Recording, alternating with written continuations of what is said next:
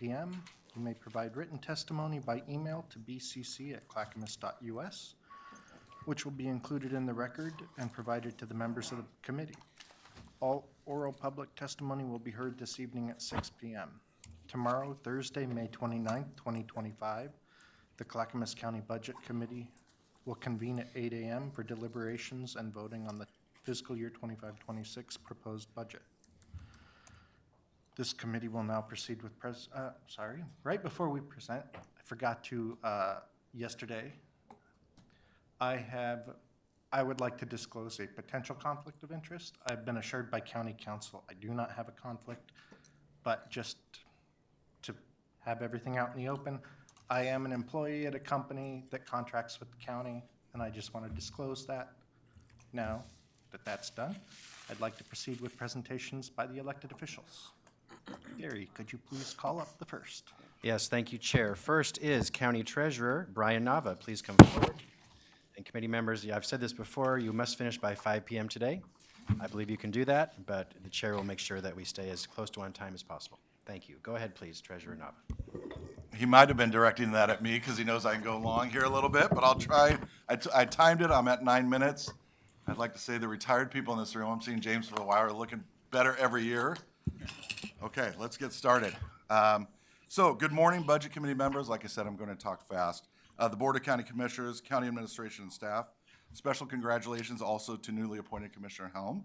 My name is Brian Nava, and I am the Clackamas County Treasurer. Thank you for the opportunity to speak with you today and to speak to the over 425,000 people of the best county in the United States of America. I'm talking about Clackamas County, of course. I'd like to first acknowledge my colleagues. Without the work of them and the wonderful colleagues we have in the Treasurer's Office, our mission and Clackamas County's mission cannot be achieved. I'd also like to thank the budget staff for all their help. Jen, Blaze, and Roxanne were my primary contacts, but info from the entire budget staff has been greatly appreciated as well. As always, I'm extremely excited to talk about the Treasurer's Office in whatever capacity. The Treasurer's Office and really just all of Clackamas County employees have been doing some tremendous work over the past year, and it's extremely exciting to be here to share some of that information with you today. The mission of the Treasurer's Office is to provide Treasury investment and audit services to the public of Clackamas County so they can trust that their funds are safeguarded, and to the taxing districts, departments, offices, and service districts of Clackamas County so they can efficiently and effectively provide services to their customers. As Gary outlined in his budget message, the county and its 8 service districts have a budget of over $2.026 billion. The Assessor's Office also levies property taxes for over $1 billion.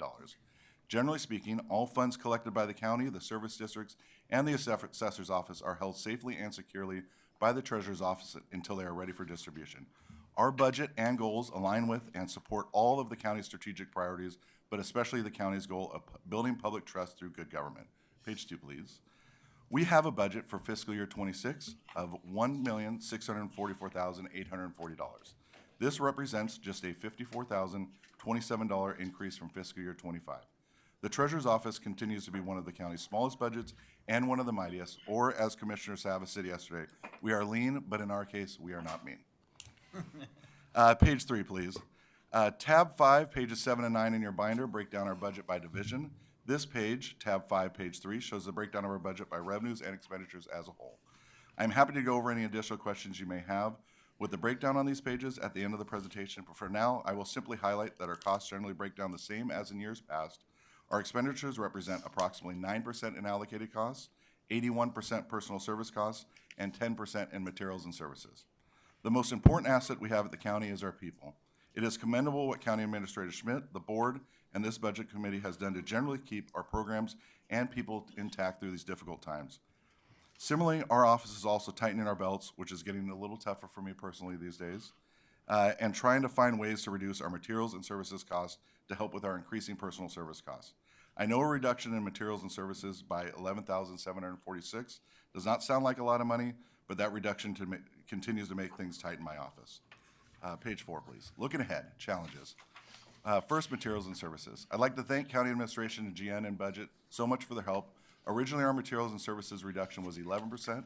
With the help of people like GN, Roxanne, and County Administration, we were able to minimize that reduction to 4%. So I'll note that that's a change from this slide. We're at 4% currently. Calls to the Fraud, Waste, and Abuse Hotline. Calls to the Fraud, Waste, and Abuse Hotline, commonly referred to as the Good Government Hotline, have increased. Jody and Kathy have done an excellent job of triaging those calls and performing the investigations as determined necessary and appropriate. Each call is taken very seriously, and sometimes they are knee-deep in an audit or advisory engagement when they are pulled away to prioritize a report received to the Good Government Hotline. I commend the Board of County Commissioners in their continued support of internal audit and the Good Government Hotline. According to the Association of Certified Fraud Examiners, the #1 way to identify fraud, waste, or abuse is to have a hotline, and a hotline where you can remain anonymous. The Board of County Commissioners have done a great job of supporting this function and helping ensure integrity at Clackamas County and its 8 service districts. I'll lump cash management activities, interest rates expected to decrease, and federal funding program uncertainty into one section. As you may know, the Treasurer's Office does the cash management activities for Clackamas County.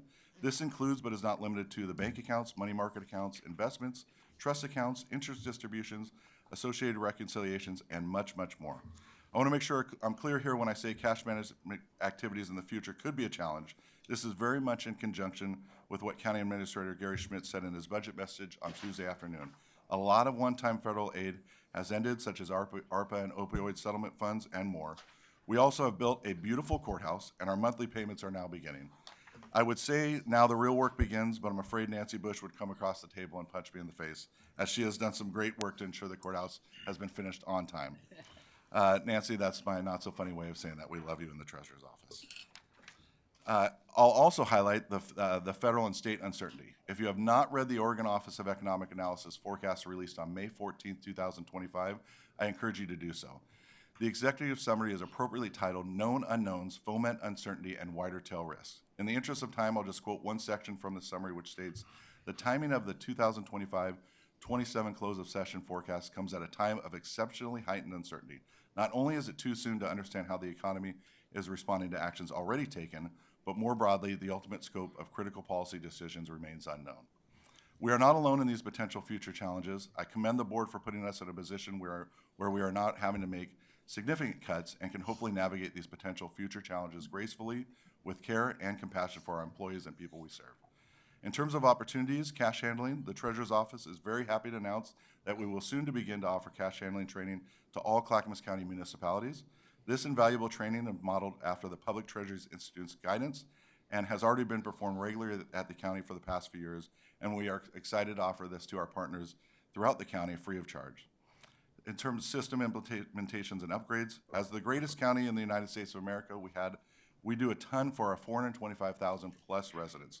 We work with all departments, offices, and service districts that accept public funds to help ensure funds are received safely and securely.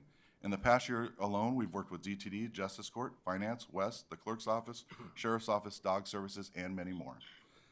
Banking services, we also worked with our neighbors on a request for proposal for banking services to help ensure the county is receiving the best services at a competitive cost. Safety and security of funds is our highest priority. Our internal audit function has been working tirelessly on not just real-time capital construction, a real-time capital construction audit and a financial condition report, but also numerous advisory and investigative engagements to help identify cost savings as well as wasteful or fraudulent transactions. There is much more information in your binder about internal audit services, but I know their schedule some days is 7 days a week, morning and night, to make sure they're serving their customers and meeting them where and when they want to meet. I know this year the timeline is tight for presentations, so I highly recommend everyone read tab 5, pages 6 and 8 as well. In general, the Treasurer's Office is meeting or exceeding our goals. We do not have the time, nor have we done it justice in this presentation to highlight all the great work we are doing and have done. It's also important to keep in mind most of our functions are required by state statute, federal requirements, and/or county code, and we have little room for noncompliance. For example, we would not want public's money to be adequately and legally collateralized only part of the time, or for the taxing districts to receive their timely, accurate, and complete tax distribution from my office and tax only some of the time. We pride ourselves on continually achieving statutory compliance 100% of the time. I am truly blessed to work with such a dedicated and smart group of people. I'll end with this. Our office would like to personally thank the 2,513.8 employees that work for Clackamas County. Whether it's keeping our streets safe, repaving our streets, helping the homeless to find a place to sleep that not on our streets, keeping people housed and healthy so they don't end up on our streets, and of course, the libraries, parks, and clean water flowing into the river next to our streets. We thank you for all you do. It is a privilege for us to help support all the great work you are doing. I love my job. I love the colleagues I work with. I truly love coming to into work every day and continue this work for the public with my colleagues is truly an honor. Small and mighty, the treasurer's office is putting a person on the move. I welcome any and all questions you may have, and if I don't have the answer today, I'll make sure to get it to you shortly. Thank you, Budget Committee members, and especially the Public Committee members who are taking the time to be here today and throughout the year. Thank you. Thank you. Commissioner Salas. Yeah, thank you, Treasurer Nava. I just have a question with regards, I think the two most important functions from a fiscal standpoint and a budgetary standpoint is the finance department and your department, especially on the audit side, internal audit. So my question is, for an organization our size and diverse as we are, what do you think a reasonable staffing ought to be on the auditing side of your office? Right, so we've done that analysis, and I'll actually look at Jody just to see. She has the number off her top of her head. Okay, so just for everybody down to 3.4 is the last analysis we did. I will say we work every year with County Administrator Schmidt on those conversations back and forth, and he's been great in terms of timing. And Paul, actually, Commissioner Savas, we've worked with you, and you and the board has been fantastic. I know we're working to get there, and I saw that list yesterday of priorities that everybody has in terms of positions, and I mean, we get it. It's a struggle, and and Gary, sorry, County Administrator Schmidt, I do appreciate those conversations, and again, Commissioner, I know we've had them too. So 3.4 is the number, but at the same time, I know we're working together to try and get there. So 3.4 minus the 2 you have? Yes, correct. Okay, thank you. Mr. Karn. Thank you. I just noticed, and I want to make a comment on some of the challenges that you faced under M&S, Materials and Services. You were able to reduce it by 11%. Was that a lot of things collectively, or was there one thing that stood out that you were able to do without that allowed you to reach that 11%? Right, and I'll correct, it was 4%, it was 11, and then actually working with Jen and Cindy, we got it down to 4, which is great. And it was collectively looking at trainings, and free trainings was a big thing as well, like Deloitte, Moss, those type of companies will put them on for free. There's also travel and things like that, so keeping things in-house. So it was a little steps here and there, for sure. Okay, great. Well, I want to compliment you on that. That's not a small number in the big scheme of things. So as we know, everything counts, and thank you. Right. Chair Roberts. Yeah, I just. First of all, great job. And one of the things I wanted to have you just touch on is your performance measures. Okay. I think they were great. Just wanted to talk to you how you came up with those. I think that's a great way to kind of look at the service delivery and how you're doing. So I just thought you might touch on that for us. Yeah, I appreciate the question, Chair. In general, and we're actually updating them for July 1st, 2025. So we work closely with our partners throughout the county to see what matters to them. And I'll use an example in terms of just posting cash transactions. So one of our measures is to post it within 4 days. Usually we're able to do it within 1 or 2 business days. But one of the things they wanted to see is that, hey, when we get the cash, we want to see it recorded right away. And so we make it a priority to track it and then report back to our customers and say, yep, within 3 or 4 business days, that's going to be posted so that you can see it and that it's live there. And then other measures as well, just in terms of, I think, collecting the data and number of reconciliations we do, deposit summaries, things like that, in terms of making sure we're timely. So a lot of our stuff, and that's why the update is coming July 1st, 2025, is a result of just working with our partners throughout the county and seeing what they would like to see from our office. Great, thank you. Thank you. And seeing no other questions, let's move to the next presentation. Thank you, sir. Thank you. Thank you, Brian. Next is the Assessment and Taxation Office, led by Assessor Bronson Rueda. Please come forward, Assessor Rueda.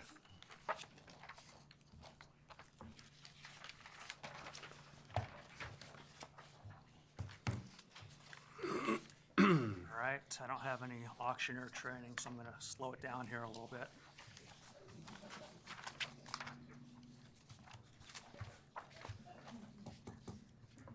All right, good morning, Budget Committee.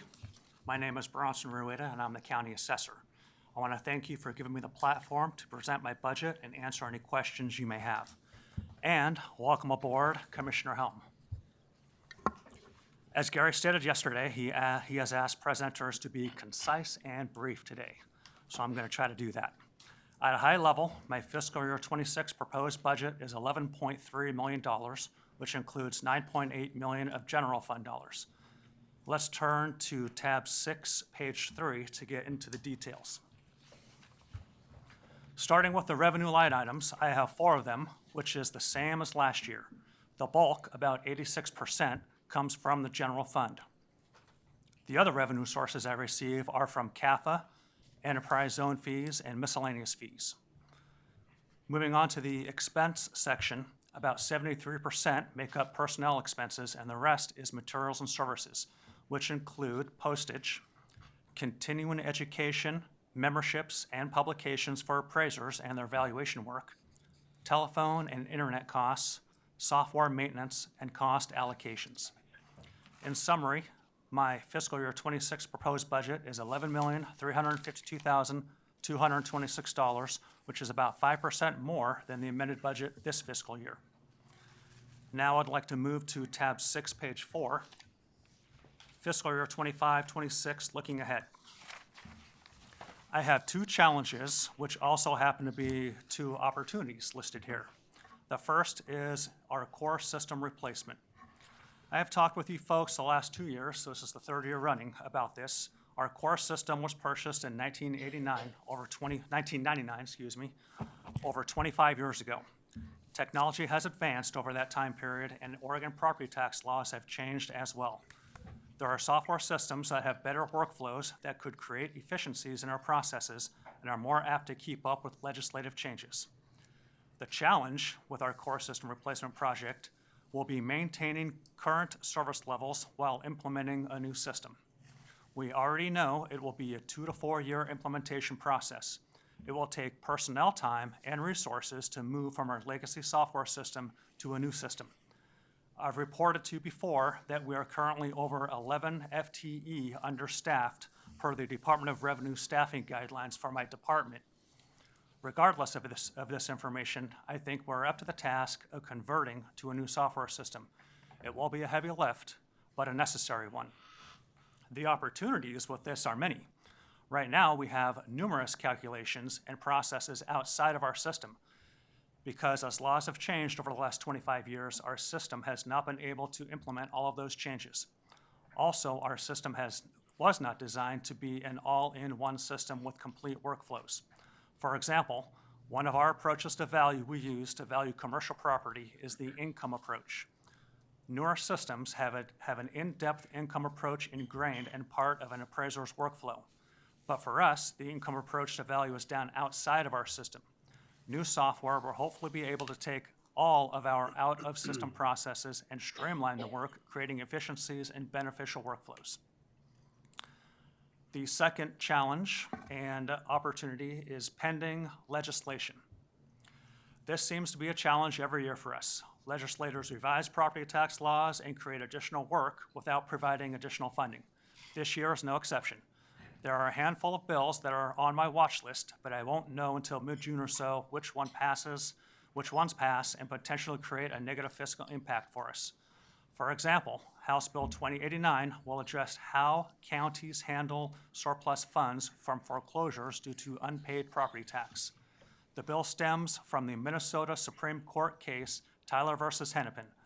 As currently drafted, it will require more mailing notifications and more documentation outside of our system during the foreclosure process. This is not in our proposed budget. However, if it does pass, I'm hopeful we can absorb the extra cost. The opportunity with pending legislation is House Bill 3518. This bill is for additional A&T funding that will benefit all 36 A&T departments statewide. As drafted, the additional funding will come from increased recording fees and a hold of 0.3% on all property tax collected. This somewhat equalizes the cost of administering Oregon's property tax system to all taxing districts, not just the county district. A couple of months ago in March, I submitted written testimony and also provided in-person testimony in Salem to support House Bill 3518. In my testimony, I talked about our reappraisal efforts the last 2 years, which added $840,000 in property taxes that we would not have added without reappraisal. The amount of accounts we reappraised in this 2 year time period equates to 12.5% of our accounts, which puts us on course for a 16-year reappraisal cycle. if House Bill 3518 passes and we get additional funding, our goal is to get back on a 6-year reappraisal cycle, which has not happened since the late 90s. This would help ensure our inventory is correct and property tax imposed is fair and equitable in Clackamas County. Thank you for your time. Do you have any questions? Ms. Lee? Yes, I was noticing that I didn't see funding in the capital outlay budget for your new system. Is it going to be a lease system or some other? Correct. We don't know. We're in the RFP process right now, and so we haven't chosen a vendor, so we don't know what the cost is. There's 3 potential vendors that are still in the running, and they essentially bracket the cost of our maintenance right now. Some are lower and some are higher. So we'll probably see that next budget cycle. So the timing is unknown, hopefully. We hope to have demos for the 3 vendors in the December 25, January 26 timeframe, which will put us in a decent position to hopefully know the cost by the time the next budget process comes around next year. Commissioner Savas? Yeah, building on the potential system and realizing your statements about the RFP or the status of, do you have a thumbnail sketch of what the cost benefit would be? Analysis, I mean, would there be a reduction of needed staff? You have some vacancies, right? So have you examined those efficiencies? Right, so at this point, we don't anticipate any reduction in staff with a new core system. Talking with other counties, it's a haul to implement a new system. And right now, we aren't getting all the appraisal work done that we want to get done. So the efficiencies that could be gained and reduce workflows in one area will add that time and effort to the appraisal side of things. And so we don't anticipate any reduction in staff with a new core system. Okay, so basically untapped resources that otherwise would be there if you had the system and the staff. So have you analyzed that aspect of it roughly? You said, keeping up with the assessments that need to be done. Right. I heard you correctly. So have we analyzed? What that would bring in for revenue. So yeah, so the goal is to get back on a 6-year reappraisal cycle.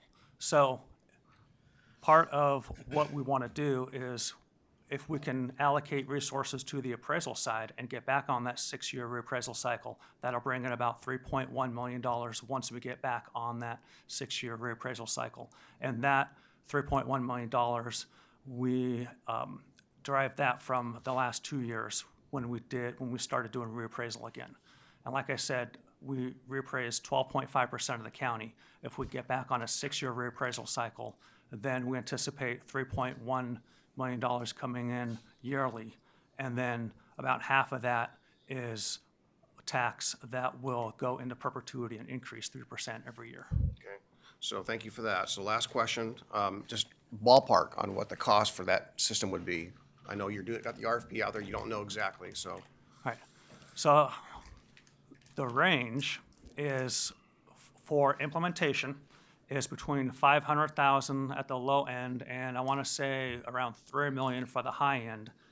And that's just to implement. And then ongoing maintenance costs range from, going off the top of my head here, I want to say 150,000 to $500,000, 500 to 600,000 a year. And just for reference, right now we're paying 402,000 a year for our maintenance fees with our current system. Okay, thank you.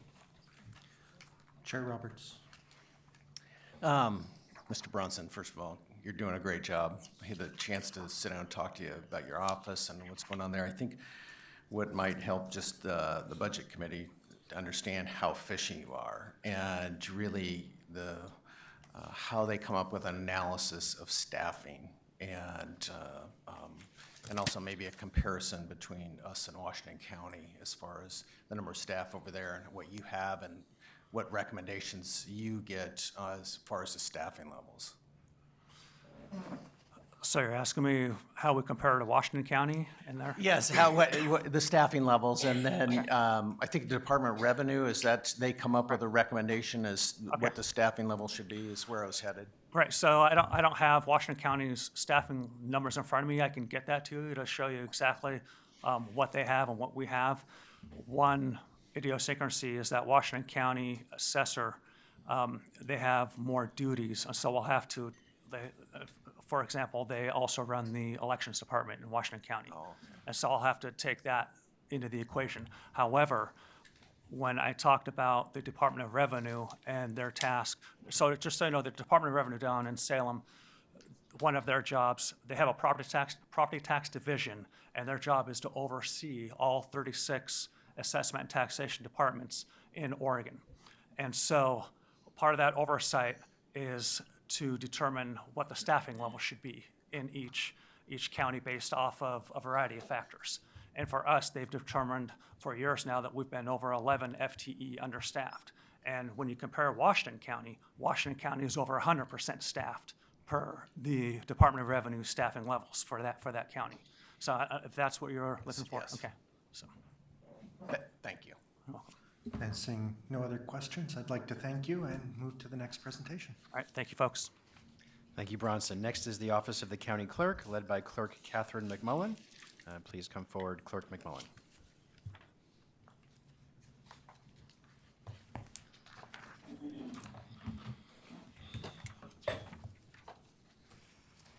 Good morning. Hello, Chair Saranac and the Budget Committee members. I am Catherine McMullen. I'm the independently elected County Clerk and Department Director for the Office of the County Clerk. I oversee 3 distinct divisions: elections, recording, and records management. I also have my staff, Michael Newgard, our Management Analyst 2, with me, as well as managers of my 3 divisions here in the back if there are specific questions. I want to thank you for the opportunity to speak to you and the public today, and I want to especially thank the public members of the Budget Committee for their service to the county. I also want to welcome Commissioner Helm. It was an honor to swear you in yesterday, and congratulations. First, I must correct the record. Gary Schmidt, our county administrator, stated in his budget kickoff yesterday that the DA was the only elected official without an administrative assistant. I also, as the elected county clerk, do not have an administrative assistant and manage my own calendar. Second, the administrator also stated that myself and other elected officials were not department directors.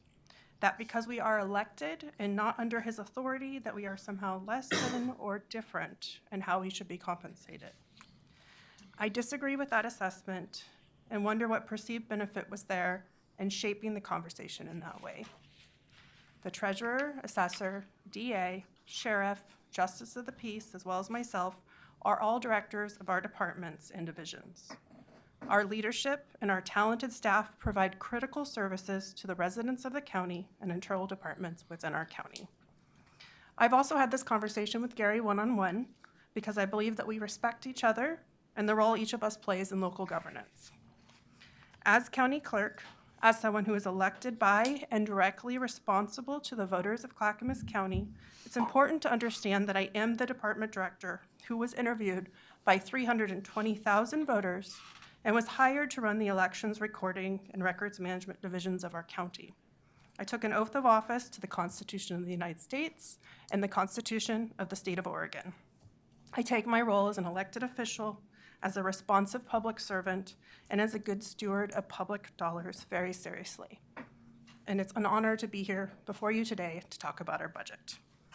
The budget was prepared purposely and intentionally by myself and staff, and this budget ensures that Clackamas County can continue to comply with all federal, state, and local laws and statutes pertaining to the services that my department provides.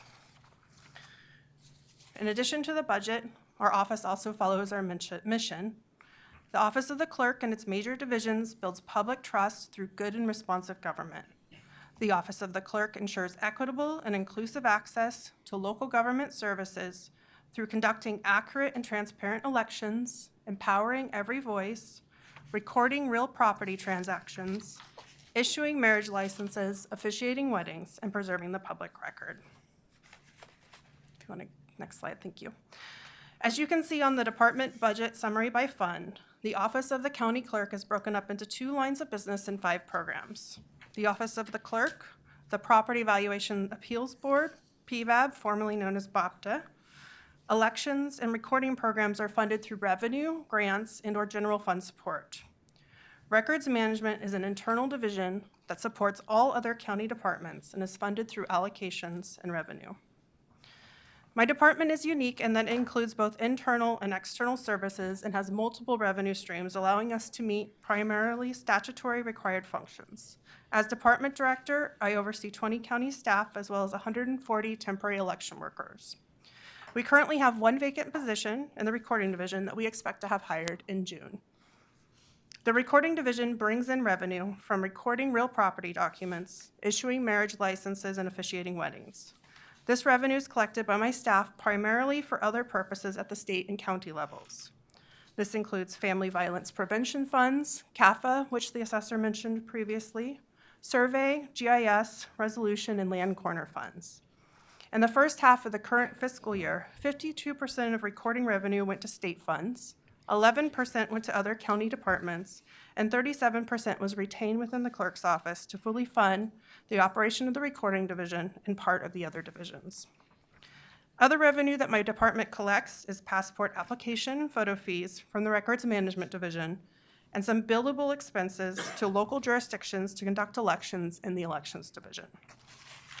Despite being permitted, general fund support increased 4% over the last year by our budget officer, I directed my staff to only budget for what is necessary, and our general fund support ask this fiscal year is 1.3% below last year. I'm proud of my team and our careful stewardship of taxpayer dollars. If we go to the next slide, Michael Newgard will share some details. Good morning, Commissioners and Budget Committee members. First, I'd like to start off by thanking Elizabeth and Sandra and their team. The finance staff work very hard, and it's a collaboration to get to today, so thank you for that. Thank you for the opportunity today to speak about the FY 25-26 budget for the clerk's office. Let me start with some of the highlights from slide 3. We'll start out with the capital outlay and equipment improvements. You'll notice this year we have a $125,000 request for this budget. This isn't part of a new project. It's carryover from a $600,000 allocation we got last year to do a mail ballot sorter project.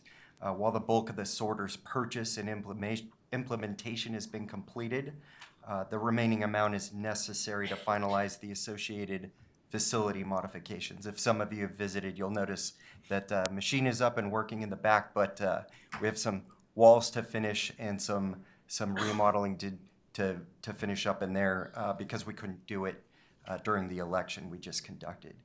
Now turning on to the revenue side, one of the more noticeable figures is the 70% decrease in all other revenue sources.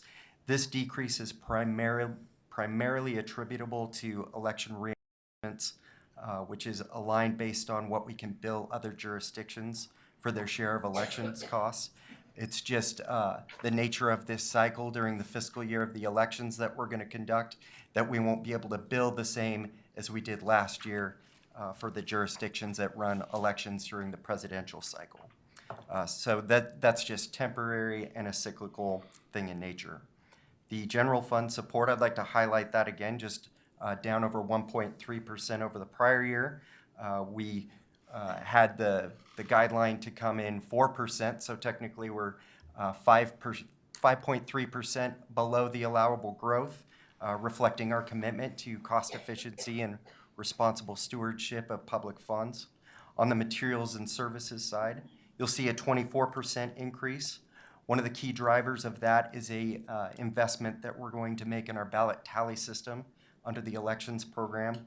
Our current system is 5 years old, and while it has served us well, updates are necessary to ensure that it continues to meet rigorous standards, particularly as technology advances and voter efficiency remains high. Although we have some modest budget tightening in certain areas, I do want to point out that recording revenue from documents is tracking better than expected this year despite the ongoing housing market stagnation. While we're not back to the or anywhere close to the historic highs. Our year-end totals and recorded documents reflect some stabilization in that area, and the recording revenue will help close out the year stronger than expected. So that's good news there. We're looking at somewhere from 3 to 5% better than last year. As for the special payments line, you'll notice a 100% decrease. This is not a cut in service, it's a housekeeping item. That reflects our temporary labor in our election ballot workers contract, and we've simply reclassified the ballot worker contracts to a more appropriate spending category per some conversations with finance that better aligns with accounting practices. To close this slide, the total clerk's office budget is decreasing 6% year over year with an overall change of $354,822, despite inflationary pressures, workload growth, and public service demands. We've, I feel like, done a really good job keeping a lean budget in that regard. So if we go to our final slide, which lists our challenges and opportunities, Michael did cover the recorded document revenue stagnation. And then we do have a continued need for general fund support to maintain our statutorily required functions as county clerk, and that's in elections, recording, and records management. We also, like the assessor, have a shifting landscape at the state and national election level that affects our elections administration, both the administration, but also security and funding. On to opportunities, we do still have an increased public demand for our notary services, our marriage license, and our wedding officiation appointments, as well as increased public demand for passport acceptance appointments. We are meeting that increased demand with starting walk-in Wednesdays starting in June, so next Wednesday, where residents won't have to make an appointment. They can walk in on Wednesdays and get a passport, get a marriage license, also get notary help. And so that will have some flexibility to our revenue streams, but also provide better services to our residents here in the county. Finally, I want to highlight something that I consider has a lot more bang for its buck, which is our Track Your Ballot service. In the fall of 2024, we had 56,000 voters sign up to know when their ballot was being mailed to them, and then when it's been received and accepted by our office. This costs us about $13,000, a little less than that each election. It's based on the number of eligible voters in our jurisdiction, which is 320,000. And so that's a really low-cost way to communicate directly with our voters, add transparency to the process, and let the voter know that their vote was counted. Michael and I are both available for questions, and I also have my management staff here if there's something specific. Thank you for your time. Thank you. Commissioner Seth? Yeah, I want to thank you all. Thank you all for your good work in the in elections office and recording. Thank you. And I remember the day when there was more revenue coming out of your department back in the day, and now it's kind of flipped because of a number of things. So can you just give me a ballpark sketch? You do a lot of mailing, and I know that postage has gone up considerably. And do you have how much of that is, what's the basic line item for that? I know you don't have that in detail, but I'm just curious. I do. Okay, great. All right. Let's see. Under elections, and this is my more detailed, we have that under, we separate postage because we do pay part of a bulk mailing permit. Our printing and copies is around $813,000 for the next fiscal, and that's your ballots, envelopes, the secrecy sleeve, voter notification cards, and as you can imagine, all of those things have been jumping up with inflationary costs. They get more and more every year, but it's a lot of printed things that go out, not necessarily just during the election, but also on a continual basis. Our elections manager could provide more details, but that's about the gist of it. Because when people register to vote or change something, there's card mailed out, there's letters for challenging signatures, and that all goes in there. And then the postage shipping line, which That's about Yeah, 125,000. so that's the actual postage, but the printing is always more expensive. Great, thank you so much. Ms. Lee? Yes, thank you for the great work you've done with the department. I follow legislation for some other entities, and I see there's quite a few bills that would affect your department. And we're now at the place in the session where we pretty much know what's moving forward. And I wondered if you might tell us how some of these might affect your department. Is there anything major that would require changes? Yeah, so I am an active member of the Oregon Association of County Clerks, and I am on the recording and elections subcommittees for legislation, and so I follow that closely. One of the unique items for my office is that our deadlines are different because everything goes to rules out of our office. We don't have a deadline. Things could come into rules and be decided on and moved forward, as late in the session until it's sine die. So while there have been some deadlines that have passed, anything that is still a bill could still be possible for elections and for recording. There are always a lot of bills on elections. I have not seen anything substantial that I've determined that is moving forward at this point. We did have a legislative concept that would have increased some of our recording fees, but that does not look to be moving forward in this session. So there are different things, but unlike other sessions, even the short session last year, there isn't anything huge that I see going all the way through to the end and actually being passed.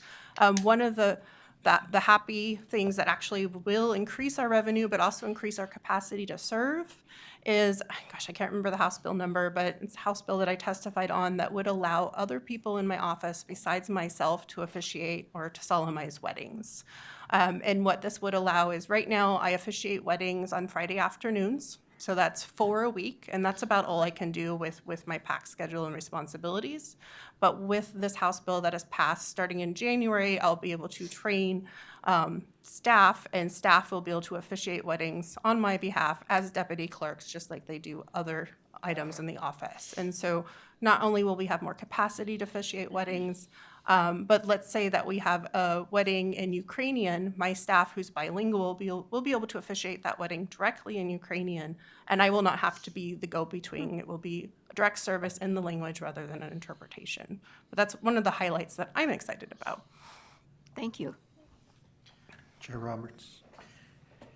Yes, want to compliment you on doing a great job, and appreciate the time meeting with both of you, kind of talking about your budget. The one thing I wanted to make sure I understood, clearly I see you have a 1.3% below last year, you had mentioned, and you had also mentioned a 6% decrease over year. I thought I heard you say that. Could you correct me or repeat that Yeah, for me? if you look on slide 3, total revenue and revenues less expenses, we're 6% less than last year's fiscal year total budget. Okay. That's all. Thank you. Seeing no other questions, thank you. Thank you. Thank you. Next is the Justice Court, led by Judge Karen Brisbane. Please go ahead, Judge Brisbane.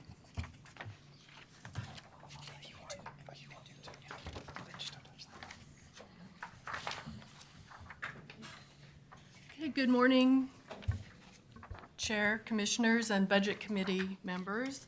I'm the Clackamas County Justice of the Peace, Karen Brisbane, which means I am the judge of the local justice court here in our county. Our budget is, the overview of our budget's on page 2. Our total budget is $3,425,000. We have 2 different divisions: the criminal division, which contains both criminal and violations, and then our civil division, which is civil cases, small claims, and landlord-tenant eviction processes. If you move to the next page, there's more detail about our budget. The first line, beginning fund balance, is a carryover from the previous year that assures that the restricted money that is revenue that's coming in from the various sources is directed to the correct statutory location. The charges, fees, licenses, and permits is the revenue coming in from violations. All other revenue sources is the civil division. If you look at the total revenue, you can see that it's projected to be lower, but in fact, we're still collecting revenue for April, May, and June, which means that this is a conservative moving number, and our projected year end is going to be more than what is currently on the budget page. You can see from the 23-24 actuals, it's closer to 4 million, and we anticipate that when the May and June revenue is added in, that this number will increase. If you notice that the materials and services is down by 3%, we've been able to reduce the number of mailings, which reduces our postage, and also our software maintenance cost has been reduced. The special payments farther down the page involves the revenue that comes in from the other 45 agencies in addition to the sheriff's office that cite to our court. When that number goes up, it's good news because half of that revenue, if the total revenue is 1.2 million, that means that those agencies have also contributed an additional 1.2 million to the county budget. So that is, it's showing as an expense, but it's actually shows that it's revenue in addition to that. Okay, and then finally, in February of this year, the court celebrated its 15th year of operations. Some of you remember when we started in a temporary Taekwondo studio and the judge's dais was on a choir riser. We've moved up in the world. We're now in a great facility over by Clackamas Town Center. We have a lot of access for people that use our services by public transportation, a lot of free parking. We've moved forward as well because we first started by hand entering all paper citations that came in from the sheriff's office and other agencies that chose us as their court, such as Oregon State Police. We've moved now to electronically filing citations, receiving them electronically. We've also set up electronic filing for our civil documents and expanded our services for small claims and landlord-tenant cases. And we've been continuing to streamline our operations over the years. In addition to our local work, we represent the county at the statewide level. For several years, I've been the chair and member of the Legislative Committee for the Oregon Justice of the Peace Association. All of what we do is controlled by statutes. And I recently participated for the past 2 or 3 years on an Oregon Law Commission work group to update the statutory processes for local appeals. And I'm proud to announce that yesterday, House Bill 2406 passed and is awaiting the governor's signature. So that will streamline and make more consistent the processes for appeals from municipal and justice courts to the circuit court or to the Court of Appeals, depending on if the court is a court of record. So as you can see, our postage costs have been increasing for mailing, and we do have the ability now to access a part of our software that will allow us to email documents to individuals, and that will reduce our postage costs. In addition, we're developing a program that would allow people that file documents with the court to view those documents online. Currently, if we process a case and we have things filed in an electronic file, the people that have filed it cannot see it, so we have to print them out and mail them to individuals. Or we have to, through our electronic system, send the documents to the various filers, which takes a lot of time and effort. So if we can allow them to view it, that will also streamline our operations. Okay, thank you. I have nothing further to comment on, but I'd be welcome to answer any questions you have. Thank you. Any questions? Just one, and Judge, I'm not sure you can answer this, maybe Finance or Gary can. The 1.2, 1.3 that you give back, so to speak, where does that go? General fund. General fund. General, yeah, I know. So it is general fund, it's not, okay. So do we have any it just goes in the bucket. We really don't. It's returned to the general fund, but there are some specifics, requirements. Elizabeth or Sandra, would you answer that, please? Sorry, Sandra Montoya, Budget Manager. There's a couple of portions of the court assessments. One is restricted by law, and so we code that specifically, or I should say, Justice Court staff code that specifically. And then after the audit is complete, so it's normally a year later, then we divide that between juvenile, health centers, and CCSO. And I believe that the split is 60% CCSO, 20% juvenile, 20% H3S. So that's one portion. The other portion doesn't have that requirement of restriction, so the net amount after Justice Court staff have their carry forward for the prior year and for the subsequent year, and Your Honor, or Laura, if I get any of this wrong, please correct me, that net amount we swipe into the general fund non-D. So that just becomes discretionary funding. Not relative to the budget, but I would love it when it's convenient to just see a breakdown of, let's say, last year's breakdown of where all those dollars went, because you mentioned it's in two different. Yes. Yeah, so that would be appreciated, thank you. The Budget Committee should be deciding the amount of general fund, how that is dispersed.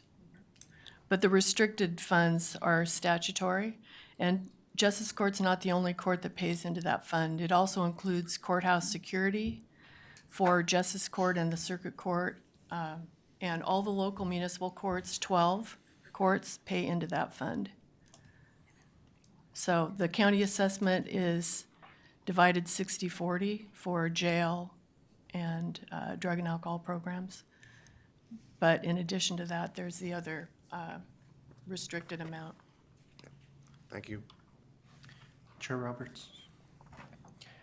Yeah, I might say how old I am, because I think it was 15 years ago, the sheriff's office actually brought forward that proposal to the county, and I think James Rose was even involved in that.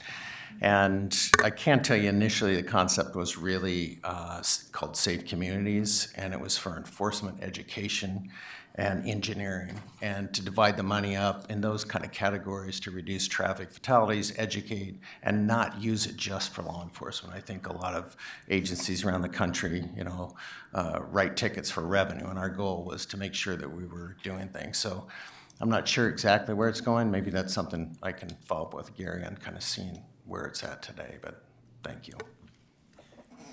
Mr. Carden? Thank you for being here this morning, Your Honor. Just curious, is your caseload up this year versus last year? Yes, it is. Is that a significant amount? Do you have a percentage?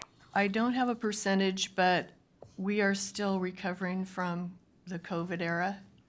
And so the numbers are up for the civil small claims, evictions, and also violations that are being cited. There's more officers on the road promoting traffic safety, so we're seeing more citations from the police as well. But all over, overall, we're increasing our volume, definitely. Okay, thank you. I don't see any other questions. Thank you. Thank you. I don't see the sheriff yet. They're out in the hallway. So next is the sheriff's office, led by Sheriff Angela Brandenburg. If someone would please go in the hall and ask them to come in, please.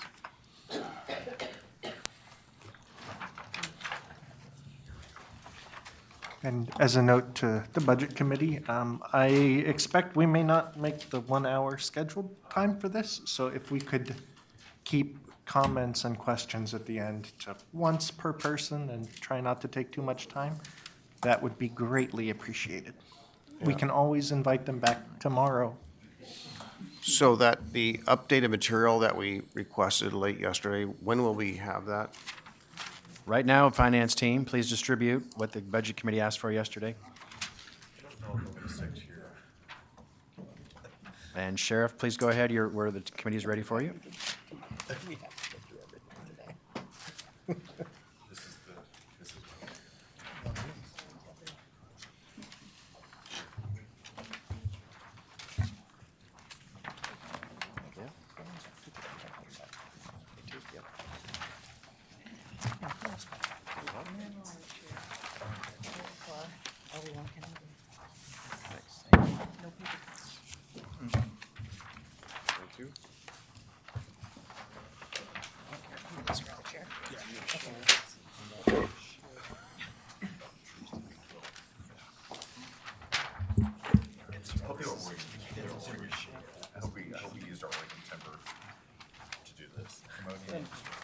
Commissioner, these are your handouts from the sheriff for the presentation. Here, Mr. Rhodes, this is from the sheriff for the presentation. Thank you very much. Commissioner, any handout from the sheriff for the presentation? Commissioner Cernak, thank you. From the sheriff for the presentation. I'm sorry. Mr. Roberts, these are your handouts from the sheriff. Thank you.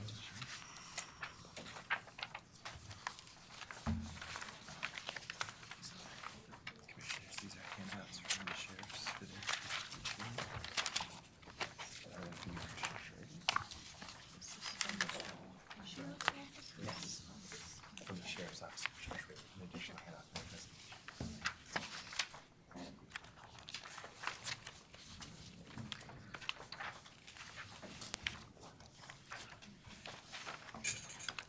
In all of this material that's being handed out, is there a breakdown of the current vacancies, both sworn, differentiated between sworn and non-sworn? Yes, there In is. both Fund 100, I guess, and the levy and whatever other. Yes, there is, Commissioner Savas. Right here, Paul. Okay. Okay. Try to provide you with information that we anticipate you would be asking. So if I may recommend, committee, can the sheriff please make your presentation first, and then you can ask questions and go over the handouts. Please feel free to begin. Thank you. Good morning, Chair Sarnak and Budget Committee members. I am Sheriff Angela Brandenburg, and I am joined today with Under Sheriff Lee Eby and Finance Manager Patrick Williams. I'll talk through my budget memorandum to you. You also have a copy. And we passed out a packet of information in anticipation of your questions. We're happy to answer questions when we're done with our presentation. I'm sure you have quite a few. Dear Budget Committee members, I'm pleased to tell you that once again, the Sheriff's Office remains an employer of choice. In calendar year 2024, we hired an historic 58 sworn, adding to the success of 52 sworn hires in 2023. And to date in 2025, we are at 17. Our hiring efforts continue to reflect positively in our lower crime rates, and as according to the Oregon State Police Uniform Crime Reporting data, Clackamas County had the lowest crime rate per 1,000 people amongst the 5 most populated counties in Oregon in 2022, 2023, and again in 2024. Our ability to hire puts more deputies in our community, which has led to increased deputy self-initiated activity like traffic enforcement, investigating suspicious activity, and engaging with community members. In unincorporated Clackamas County in 2024, deputies self-initiated 32,204 calls, an 8.7% increase from the previous year. In addition, there are notable decreases in reported crimes, such as burglary, which is down 22%, unlawful entry into a motor vehicle, so when someone gets into your car and takes your things and damages things, that's down 27.3%, and stolen vehicle reports are down 37.8%. As we continue to follow the board's direction from last year towards the goal of a fully staffed sheriff's office, I am pleased to report that we are only 23 sworn positions away from achieving that objective. Based on our hiring trends, I believe our office could be fully staffed in the next fiscal year. This success, however, bears a proportionate rise in costs. As you will hear from my finance team, we are faced with the challenge of holding down costs, and a fully staffed sheriff's office cannot be sustained under the proposed fiscal year 25-26 budget without additional general fund support. With that being said, I'm asking the Budget Committee for guidance. 1, choose to continue to fully hire, which is for us to follow the board's direction of a fully hired sheriff's office. Additional general fund support will be required. Or 2, choose to pause on our hiring of our current vacant positions. Pausing the county's goal of a fully hired sheriff's office. No additional general fund support will be required. However, we will not be able to hire the 23 sworn and 4 professional staff positions that are currently vacant. This excludes the state-funded parole and probation positions. As for the levy, last year the Budget Committee asked my office to produce an operational financial spending plan for the public safety local option levy. My finance team will address the specifics. However, the bottom line is that only 8 levy-funded positions are vacant as of today. And the levy is projected to run out of funds by mid-2027, the final year of the 5-year cycle. Thank you for your continued partnership. It is my hope the county will continue to make a fully staffed sheriff's office a priority. Now I will turn it over to Finance Manager Patrick Williams, and he'll present our numbers for you. Well, actually, before we get started, good morning. Patrick Williams, Finance and Business Services Director for the Clackamas County Sheriff's Office. So before we get started, I'd like to speak to our supplemental budget for this fiscal year. The sheriff and I met recently with the county leadership to discuss our supplemental budget submission that was due on May 15th. We felt our supplemental request required further discussion prior to the submission, and with the county administrator's support, we're bringing this to you today. During last year's budget deliberations, we were instructed to continue efforts to fully staff our office. As a result of these efforts, we incurred more expenditures than the revenue provided to us last year. We were asking for $5.5 million to cover additional personnel expenditures in Fund 100. And $2.6 million to cover materials and services expenditures for the same programs that exist in Fund 100. There are offsetting savings in our capital outlay line, so the total request equals $6.2 million. We are also asking for $1.5 million general fund support for the ELED. As mentioned yesterday, this year was our first year in putting the full costs of the ELED in the ELED program and the ELED fund, and those are the full costs of the ELED. The requests are driven by the 4.1% COLA provided last year, an increase in incentive pay options for sworn positions provided by the last labor agreement, an increase in staff, the cost of training and equipping new sworn staff, an unprecedented vacation payout for retirees, which at this point is $557,000, and general cost increases across many expenditure categories. Thank you.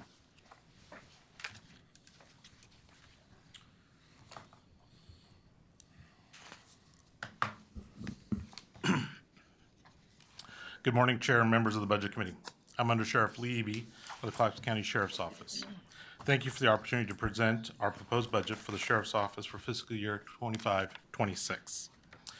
The mission of the Clackamas County Sheriff's Office is to provide public safety services to the people of Clackamas County so they can experience a safe and secure community.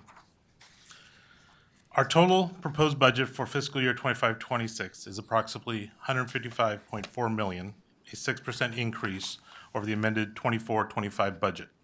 The general fund support within that is $86.6 million, representing 56% of total proposed budget to sustain critical public safety services. Our proposed budget includes funding across 5 major funds: the general fund, sheriff's operating levy, inmate welfare fund, forfeiture funds, and special grant funds. The general fund remains the core funding source of the Sheriff's Office, supporting essential public safety services across patrol, jail, probation, civil, investigations, and administration. For fiscal year 25-26, the Fund 100 revenue is $122.5 million, an 8% increase over the prior amended budget year. The increase is to support rising personnel costs as well as inflation in materials and services. Pressures on the general fund are increasing due to cost growth and the need to maintain service levels. Despite these challenges, the budget reflects a strong commitment to public safety and efficient use of limited resources. In reviewing our revenue and expenditures for 25-26, I want to highlight two important areas. In revenue, you will see an increase in our revenue come from the charge, fees, license, and permits category, which is projected to rise by 2.1 million or 10% compared to the prior year. This growth is directly attributed to the contract city law enforcement services in Estacada, Happy Valley, and Wilsonville. All of our intergovernmental agreements, which these cities are in place, and each contract is structured on a full cost recovery model. That means we bill monthly for all actual expenditures incurred, indirect costs, cost allocations, and any overtime required to meet service expectations. As operational costs, particularly personnel, vehicles, and equipment, continue to rise, those increases are passed through proportionally to each city, based on actual usage. This ensures that contract services do not draw from general fund resources and remain financially self-sustaining. This model supports transparency, accountability, and shared responsibility in delivering high-quality public safety services to our contracted partners. Under federal, state, and local revenues category, which includes grants, intergovernmental agreements, and other public funding, the 8% reduction reflects the loss of several one-time funding streams that are not guaranteed for the upcoming fiscal year. Specifically, there's uncertainty around continued grant funding from the state for the organized retail theft missions. We also are awaiting clarification for future funding for the jail-based medications for opioid use disorder program. While this is a priority area for us, future cycles of this grant remain uncertain. Under expenditures, the largest area of expenditures in our 25-26 budget is personnel services, which increased by 7.93 million or 9% compared to the prior year. This increase is driven primarily by two key factors: a 2.8% cost of living and incentive pays within our current labor agreement, which was mentioned earlier, an increase in PERS contributions, which continue to put upward pressure on our personnel budget across all divisions. The increase comes with challenges. We must balance rising personal costs with our commitment to maintain adequate staffing levels in the office. Recruiting, training, and retaining qualified staff are essential to our mission. But doing so while holding down costs requires constant budget and operational efficiencies. Materials and services are budgeted at $27.5 million, or an 8% increase over last year's amended budget. This funding supports the equipment, training, technology, and infrastructure that our public safety staff rely on daily. The increase reflects inflation areas like fuel, jail food, jail medical services, CCOM, C-800 uniforms, and safety equipment, all essential to keeping our operations running.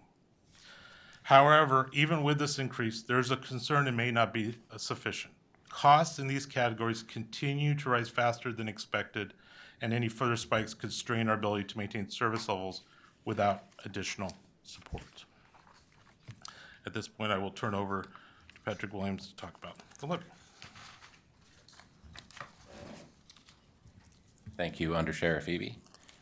So I think as most of you are aware, the levy provides funding for 84 jail beds, 30 jail deputies, 18 patrol deputies, and our office's specialized drug enforcement team. The primary source of revenue is a 24.8 cent per $1,000 of assessed value public safety option tax. Revenue is up 5% this year. However, as with other sheriff's office programs, expenditures are outpacing revenue, with personnel expenditures expected to increase 7%, materials and services 24%, and capital outlay expenditures 61% next fiscal year. An additional burden on the levy budget are indirect costs and county cost allocations. When the levy rate was calculated, billing these expenditures were not included in the formula. I think Gary mentioned yesterday in his budget message that 3 fiscal years ago, the county went to a full cost allocation model. And prior to that, it was a partial cost allocation model. Those pressures are costs that we can't control.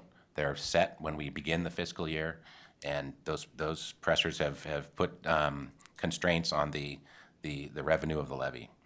At this time, contingency funds will cover the differences. Our contingency balance is decreasing, however, by $2.8 million this year to cover the additional expenditures, and we expect the decrease to accelerate next fiscal year. Then also, please refer to the operating financial spending plan in your packet on page 4, I believe, of the sheriff's office's handouts. 7. Page 7. Page 7, excuse me.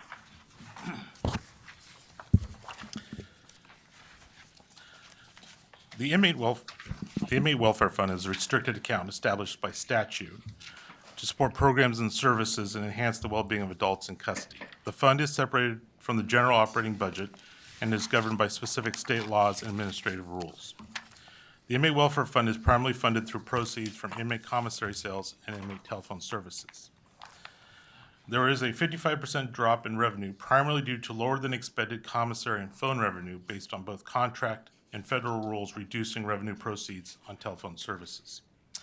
Expenditures, spending is being scaled back to stay within the actual revenue, which reflects the conservative fiscal management of this fund.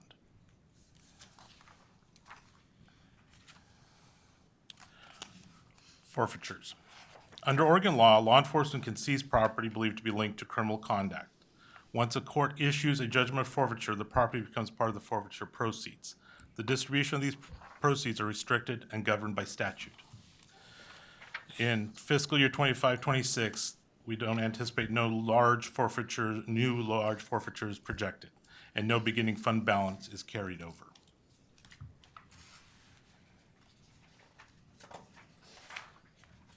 Oops. Fund 230 is used to manage the opioid settlement revenue. The sheriff's office utilizes these funds to contract a medication-assisted treatment coordinator in the jail. The MAT coordinator oversees and manages addiction treatment programs for individuals with opioid or substance use disorders within our correctional facility.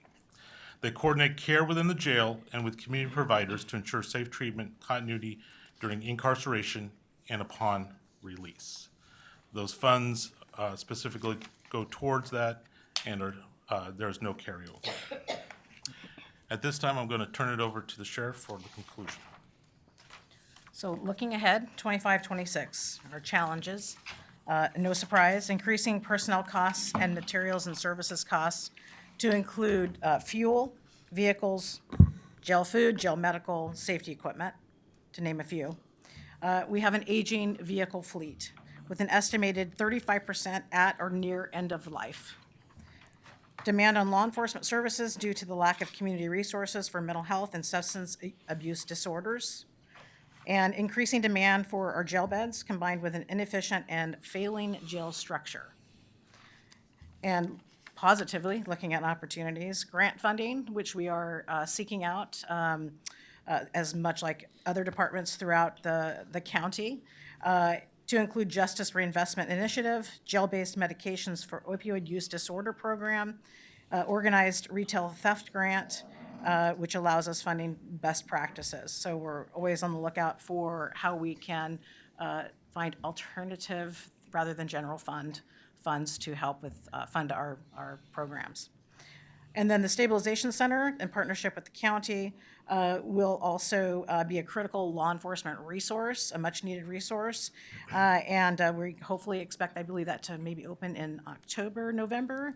It seems to be going on well. So we thank the county for that resource. All law enforcement in Clackamas County will be able to use that. To hopefully that also will reduce demand on services at the jail and getting folks into programming and not into the criminal justice system. We're very excited about that. The proposed 1115 Medicaid waiver expansion to allow coverage of healthcare costs up to 90 days before release from custody is expected to help reduce jail medical costs and lower recidivism rates. I know that the recent news on that is that may be, I'm looking at Cindy Becker, that may be on maybe somewhat of a pause, but that has been long in the works. I think even when Sheriff Roberts was sheriff, is for us to be able to recoup some of our jail medical costs of folks. When they come into incarceration, they lose some of that. So it's a strain on our general fund dollars. All right, so I would welcome questions. Where would we like to start? Commissioner Savas. Yeah, so I appreciate the handout about the vacancies, was that our handout or the sheriff's handout? That's ours. So this is dated today, right? 5/27? Correct. Yesterday. Yeah, dated yesterday. So it shows a different vacancy numbers than you shared with us. So where did I write that down? Oh, that's right. There it is. So you mentioned sheriff in Fund 100. The vacancies were 23 sworn and 4 non-sworn. And this is showing 27 and 13. So has there been a change in the last couple of days? We've hired people in the last, recently. So these numbers change daily. Okay. All right. Let's go to the levy. That seems to be substantial as well. So showing you mentioned 8 vacancies, and this is showing 16 sworn. Is that? Yeah, our numbers are correct. Okay. May I speak to that, Commissioner Savas, quickly? So there have been differences of opinion between the Sheriff's Office and the Department of Finance regarding how vacancies are counted, how many vacancies exist at any given point in time, and the percentage of vacancies compared to budgeted positions. I think the graph that we shared in our packet is data from the Department of Finance. It's an FTE report that they distribute, I think, monthly. But the timing, it's really, like the sheriff shared, it's going to change every day. So our data is not data that we came up with on our own. It's data that is provided by the Department of Finance. And like I said, there's point in time things that are going to shift things back and forth. So I just wanted to share that the data isn't, there's not a difference of opinion in the data. It's just timing and when it's presented. So just wanted to share that with the group. What came up last year, thank you, Patrick, for that. What came up last year, and we'll maybe talk about this more tomorrow, I think, but was the postings and the timing. So it seems to me that if the postings are done, maybe finance would have more up-to-date numbers. But the same token isn't HR, HR would know, obviously every employee's got a number, right? It seems to me that would be the real number. And I was just wondering if maybe that could be a resource to tap as opposed to that. So I'm just kind of curious, Patrick, how are we doing on postings for not just personnel, but all the postings? It seems as though has been a historic delay. And where are we on that? I think we're improving immensely. And I think Gary mentioned that yesterday. I've been working very closely with the Department of Finance, the accounting manager, the grants manager, the AP supervisor. Our contract cities, for instance, are a good example. We were, when I got there were some issues. We are up to date now, current. I'm not aware of, I'm aware of one specific issue currently, but that was, I think that we were waiting for guidance from the Department of Finance. Other than that, I can't recall an example that has been brought to me recently where we're behind on postings. I will note that fuel and vehicle maintenance expenditures are a significant, substantial expenditure for us. The DTD, those are paid through DTD. DTD, the shop, basically does the vehicle maintenance, and they manage the fuel, and they bill departments monthly for that. I believe that they are 2 months behind currently. I'm actually not saying that they're behind, but their process is that, their timing is that's how they bill. And those are significantly more substantial expenditures for the sheriff's office than they are for other departments. So that could be an example. Other than that, and I know that came up yesterday, and I don't know if the time is to discuss that, but I'm not really clear on where we're behind on posting things. Okay, well, I'm just asking the question. Okay, So I think we've improved immensely. I guess this is the short answer, Commissioner Right, Savas. and I don't know, I didn't expect that there'd be a big delta between your FTE, I won't say a posting, but your FTE numbers, and I just didn't know you know, where that maybe we get the real number from HR. And I'm Yeah. saying your number's not real, but Well, it seemed to be able to be validated through HR what the number is, right? And just to confirm again, these are not our numbers. These numbers are provided by the Department of Finance through an FTE report that's submitted to our, Lindy Hamlin, I believe, works in our is an administrative staff member at the CCSO. Okay, yeah, Can I clarify for just a minute? So I think that page 3 of 9, so that's the FTE report that we're showing you the trajectory of hiring, right? So I think that's what he's referring to. But what finance and HR doesn't have is that when we make a conditional offer, we consider that we're hiring that person. That person is taking that spot. So I think it's a difference of, you know, your employees coming in the first day, we have secured that spot, that person's coming on, we have a start date, we consider it hired. So I think that there's just a difference in how it's calculated. So we have the most up-to-date information because we are filling that position as the department. okay, so it's almost, it's not quite an FTE on board, that's onboarded, it's an offer. Is that what you're saying? Yeah, as soon as they come on, as soon as they accept the offer, they're taking that position. And that's a hired position for us. Right, but, so, again, just for I didn't anticipate that, so, just for clarity, some of those they have an offer, but they haven't accepted it, is that correct? In the FTE count that you presented, or no, the sheriff you mentioned, the 23 and 4 and the 8? So what we have is we have a name and we have a start date. They've accepted the offer. We just don't have them on board yet. Okay. And so I can't fill that position because I have somebody who's going to go into it. Okay. And so that's what our numbers reflect, because we have names and start dates for them. Okay, thank you for that.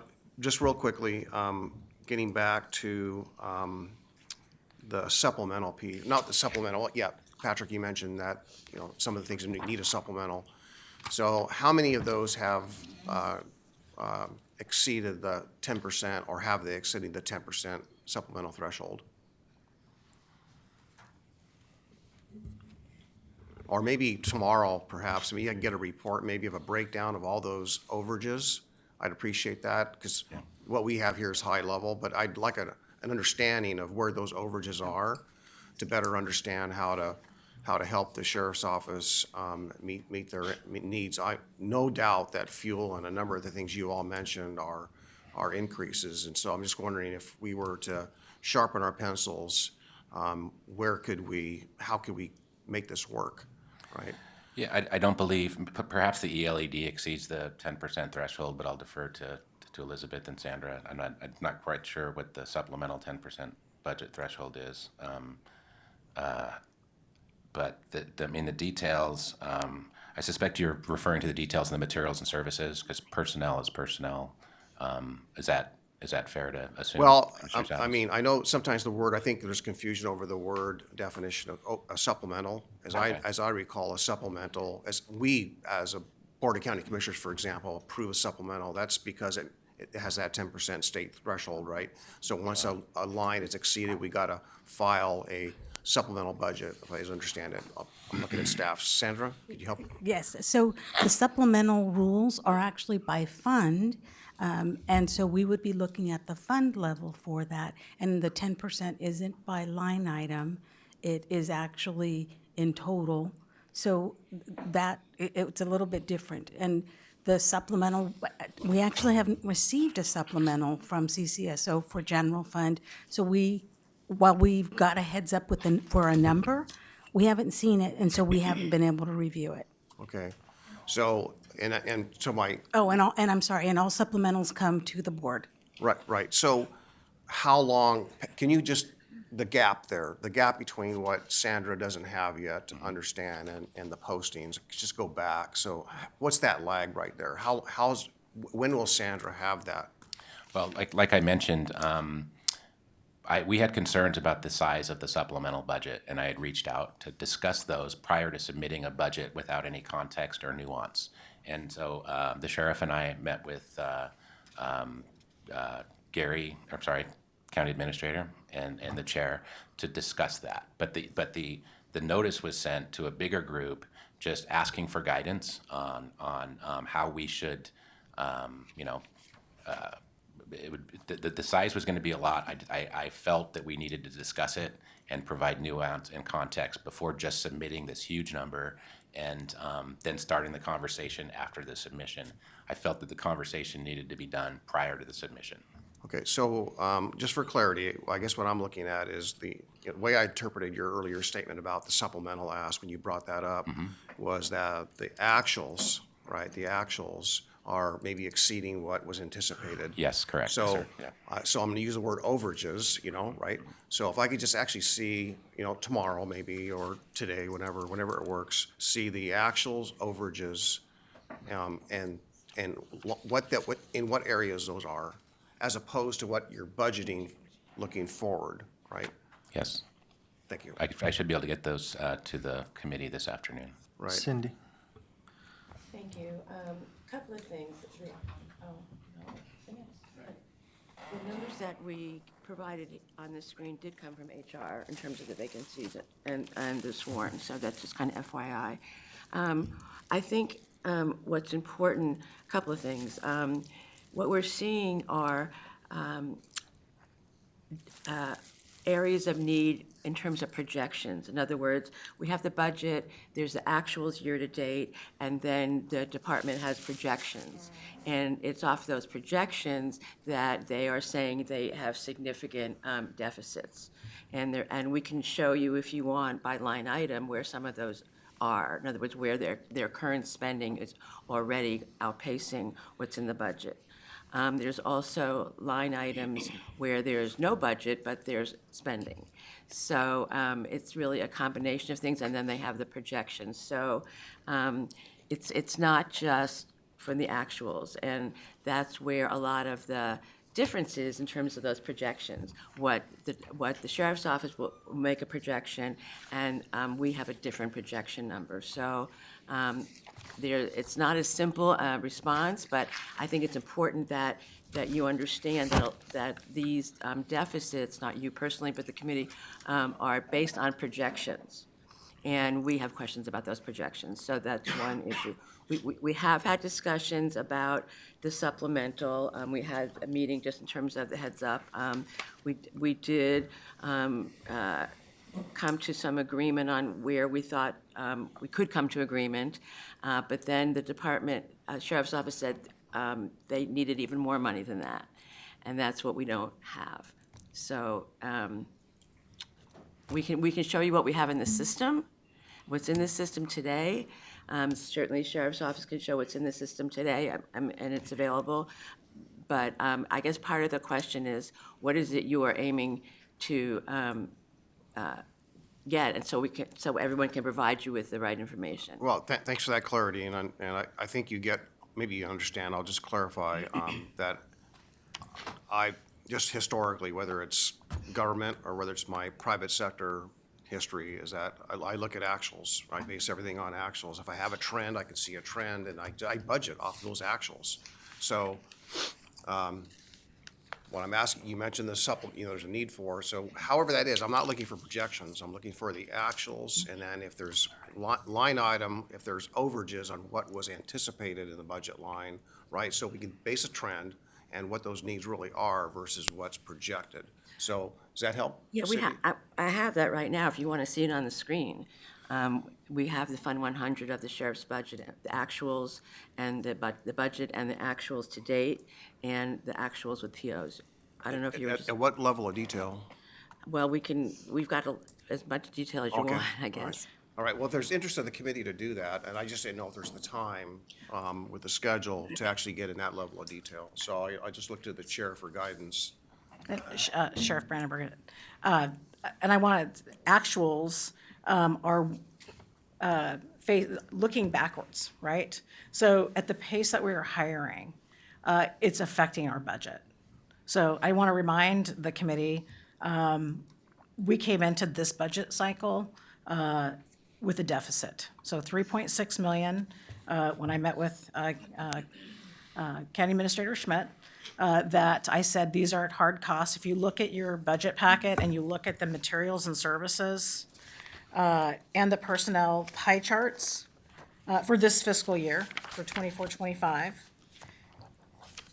It's page number 5 of 9 of the packet we handed out to you. The 3.6, when I met with County Administrator Schmidt, he asked me to defer that 3.6 million to the end of this budget cycle. And that's out of this required M&S. These are bills, jail medical, food, fuel. So right off the bat, we knew we were 3.6 million in the hole. Hold on just a second. And then, when we came to the Budget Committee last year, the decision was made to take $3.5 million from our budget. Chair Cernock made a committee motion to do that.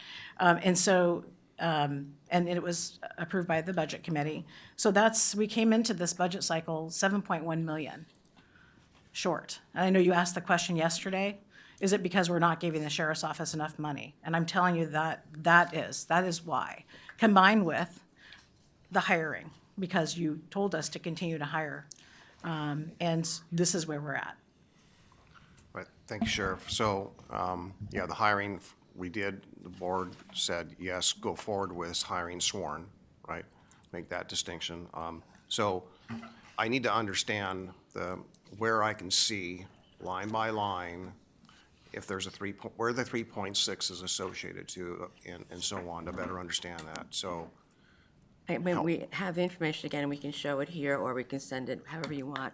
The other thing I do want to just mention, the hiring that the sheriff is talking about, which has been great, they're funded for all those positions. So it's not like they're hiring and they need additional funds for those positions. They're funded for all those positions, and now they're filling them.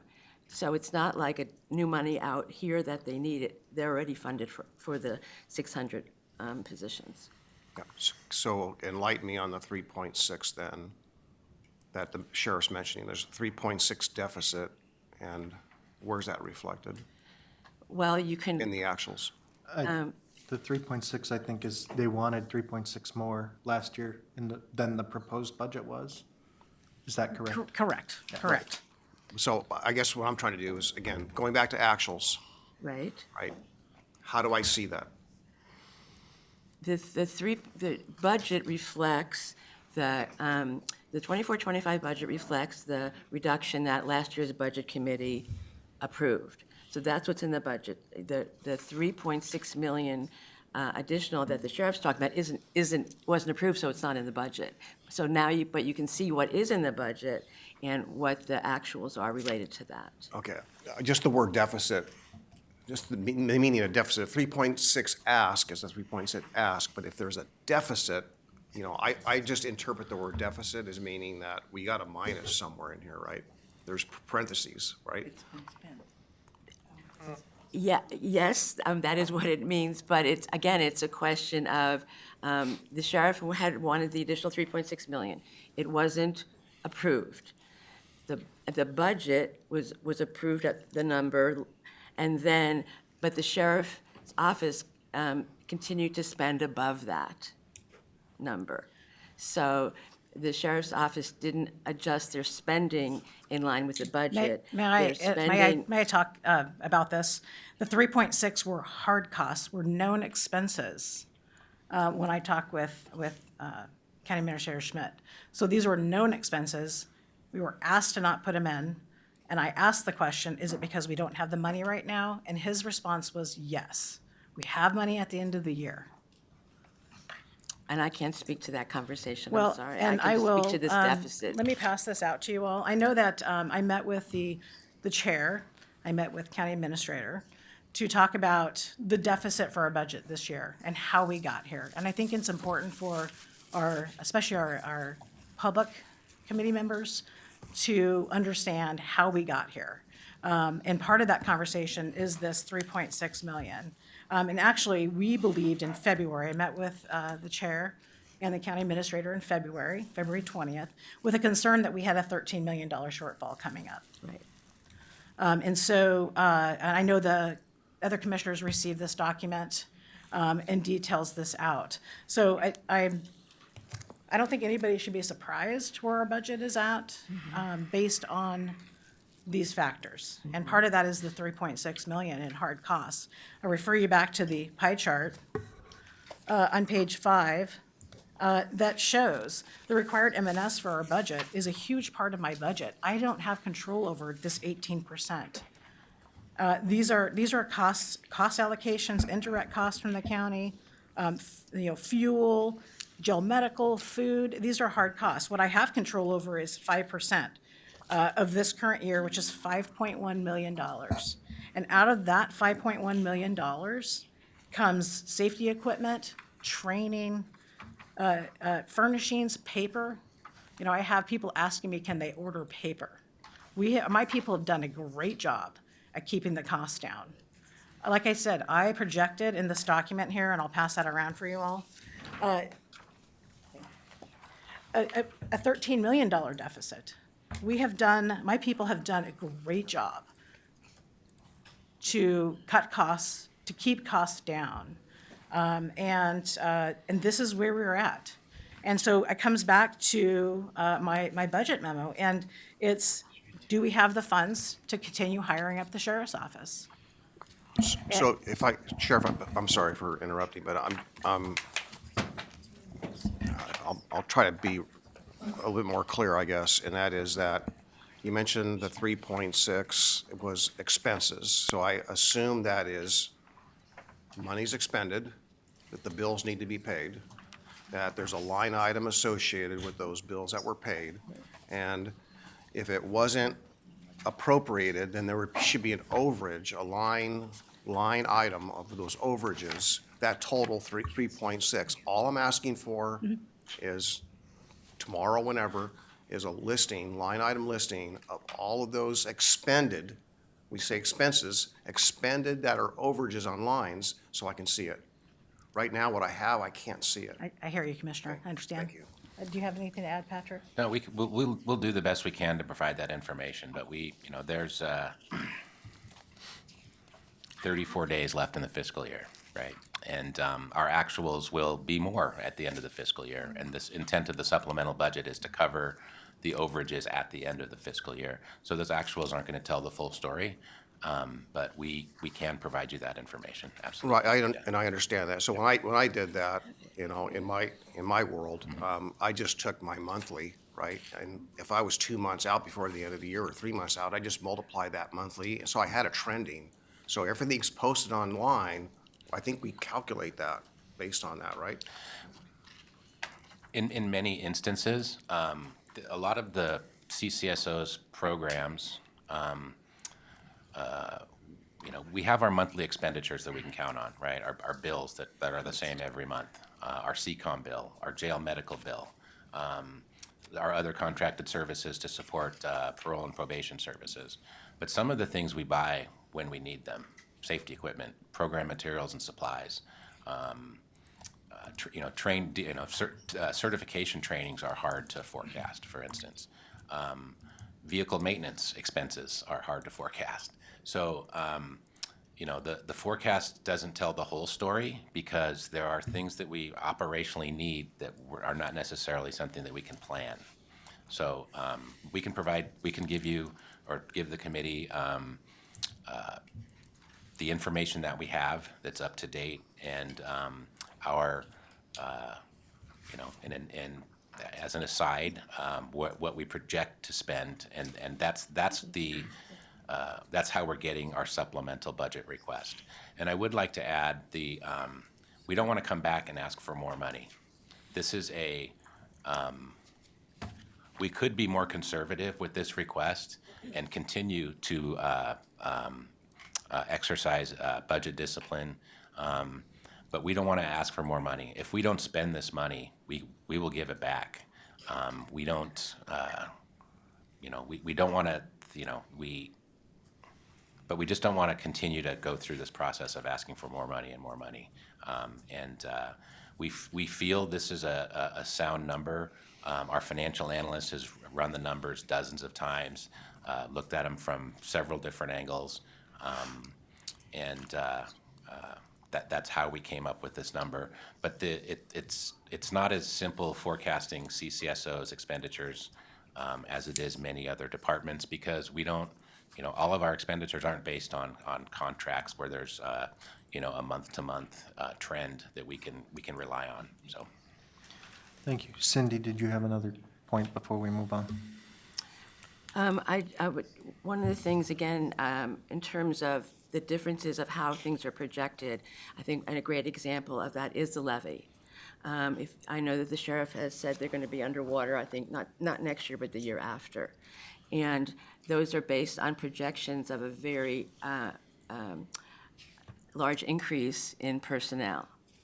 The amount of money spent on personnel over the past several years isn't anywhere near what's being projected. And so, because those projections are so high, that expense projection is so high, that's eating up the money. When we look at past history on hiring and the levy, and even when we inflate that, it's still less. So again, we're looking at actuals, history, and the sheriff is basing that premise on the levy, on the projection that they're going to spend $18-19 million in personnel when they've only ever spent, not only, but $13-14 million a year. So it's a big jump. And that's why there's a difference, again, in perspective. I know that the sheriff feels that you can hire that. I'm not saying, but that's why we have a very different perspective. We don't see the levy being underwater a year after next because we have different projections. May I respond to that quickly? And I don't necessarily disagree, but I think there are factors that are not being considered. One being the incentive clauses in the new labor agreement which are very difficult to forecast and project. And secondly, I believe the sheriff, I'm not quite sure when this was implemented, but new hires who come from partner agencies, depending on where they're at, are hired at the level or like let's say they're at a step 7 and they're working for the city of Hillsborough, we will hire them at an equivalent level. They do not have to start over at the bottom of the pay scale when the sheriff hires them. So that's had a substantial impact on, in the past, if we hire somebody, we usually hire them at a lower step, but in order to recruit qualified staff, right? Yeah, and this is actually, I'm sorry, it's part of the labor agreement, part of the contract. So I think those were expenditures that may not have been anticipated when this budget was built as well. So I think those two factors are pretty substantial in determining what our personnel costs are and will be going forward. Thank you. James, Mr. Carr. Thank you. I have a couple of questions, but first of all, I do want to make a statement, and I believe that everybody on this committee feels the same way. Too often, we've seen over the years, there's challenges obviously with funding. We know that, and I'm sure that that will continue. But what I don't want to see happen is you not get thanked for the job that you do. Every person in this room representing the sheriff's office today, thank you for what you do. You do a job that nobody wants to do. I wouldn't want to do it. That's why I became a firefighter. But you do a job that, and all kidding aside, that nobody would do, including two of you on this commission that did for a career. So I want to say thank you for that. And then there are some things that we can actually celebrate based on the report, Sheriff Brandenburg, that you provided. Calls are up, but at the same, they're up 8.7% from last year, but there's a notable decrease in crime. Okay, that's not a mistake. That doesn't happen by chance. So I want to thank you and DA Wentworth, who is here today, and that chain of safety that continues to happen in a county. And I'm, as a citizen, glad that I can live in a county to where I see things, not necessarily budget-wise, but certainly crime-wise, going the right direction. And you're able to do that despite having full staffing. So I want to commend you and all of the men and women here today, including in the DA's office, for the work that you do. Thank you. Appreciate it. Thank you. So a couple of quick questions. And Patrick, thank you. You pretty much just answered that. I know that in hiring challenges, every agency tries to hire the best. Why wouldn't you, right? So if you can get a tenured deputy with street smarts of 5 to 10 years to come work through a lateral program, why wouldn't we do that? So creating incentives to be able to get those folks over is a good thing. And yeah, I recognize that it does cost us more money because you're going to bring them in at their step wherever they are. But I still think that's a good program. That's a program that's been proven to work, and not just within law enforcement. Two last questions, and I know we need to move on, keep it quick. But for example, with the opening of the new courthouse, did that create any budget challenges that were unforeseen or might be unforeseen into the future? And kind of specifically as it relates to staffing at the courthouse? Do you want to answer that one? The staffing at the courthouse obviously is, because of the larger footprint, we would need more staff, and that it was worked with County Administrator Schmidt to come up with a number to try to balance that. We're still in the process of trying to, hire and fill all those positions. And as a result, there is an increase in budget needed to have those 12-plus supervisor in the new courthouse. And they're budgeted. And so those positions are budgeted? Okay. Well, I know, and Commissioner Savas, I think, referenced this earlier in his statement, that last year, this committee agreed to fund. Now, I know there might be, and Administrator Schmidt, you could probably help provide some clarification if I'm not remembering correctly, but we would fully staff or fund, I should say, any positions that the sheriff's office might bring forward. And I'm assuming that meant to deputies on the road. Is that correct? No. No. There Okay. are four can you- specific motions the board made last year, which I was going to share with you tomorrow, or I could read them now. Okay. You want to hear them now? Let's wait till tomorrow. Why don't you read them now? Or no, I'm sorry. Tomorrow, please, we're on a tight schedule Okay, today. okay. All right, well, obviously, something has changed that I wasn't aware of because I Nothing has thought- changed, Mr. Karn. It's the motions the committee made last year. Okay. I'll make sure you see it by tomorrow. Okay, thank you. And then, well, in an effort of respecting time, I'll wait and maybe I can find that out later. But again, thank you. Thank you for all you guys do. Men and women of the Sheriff's Office appreciate it every day. Thank you.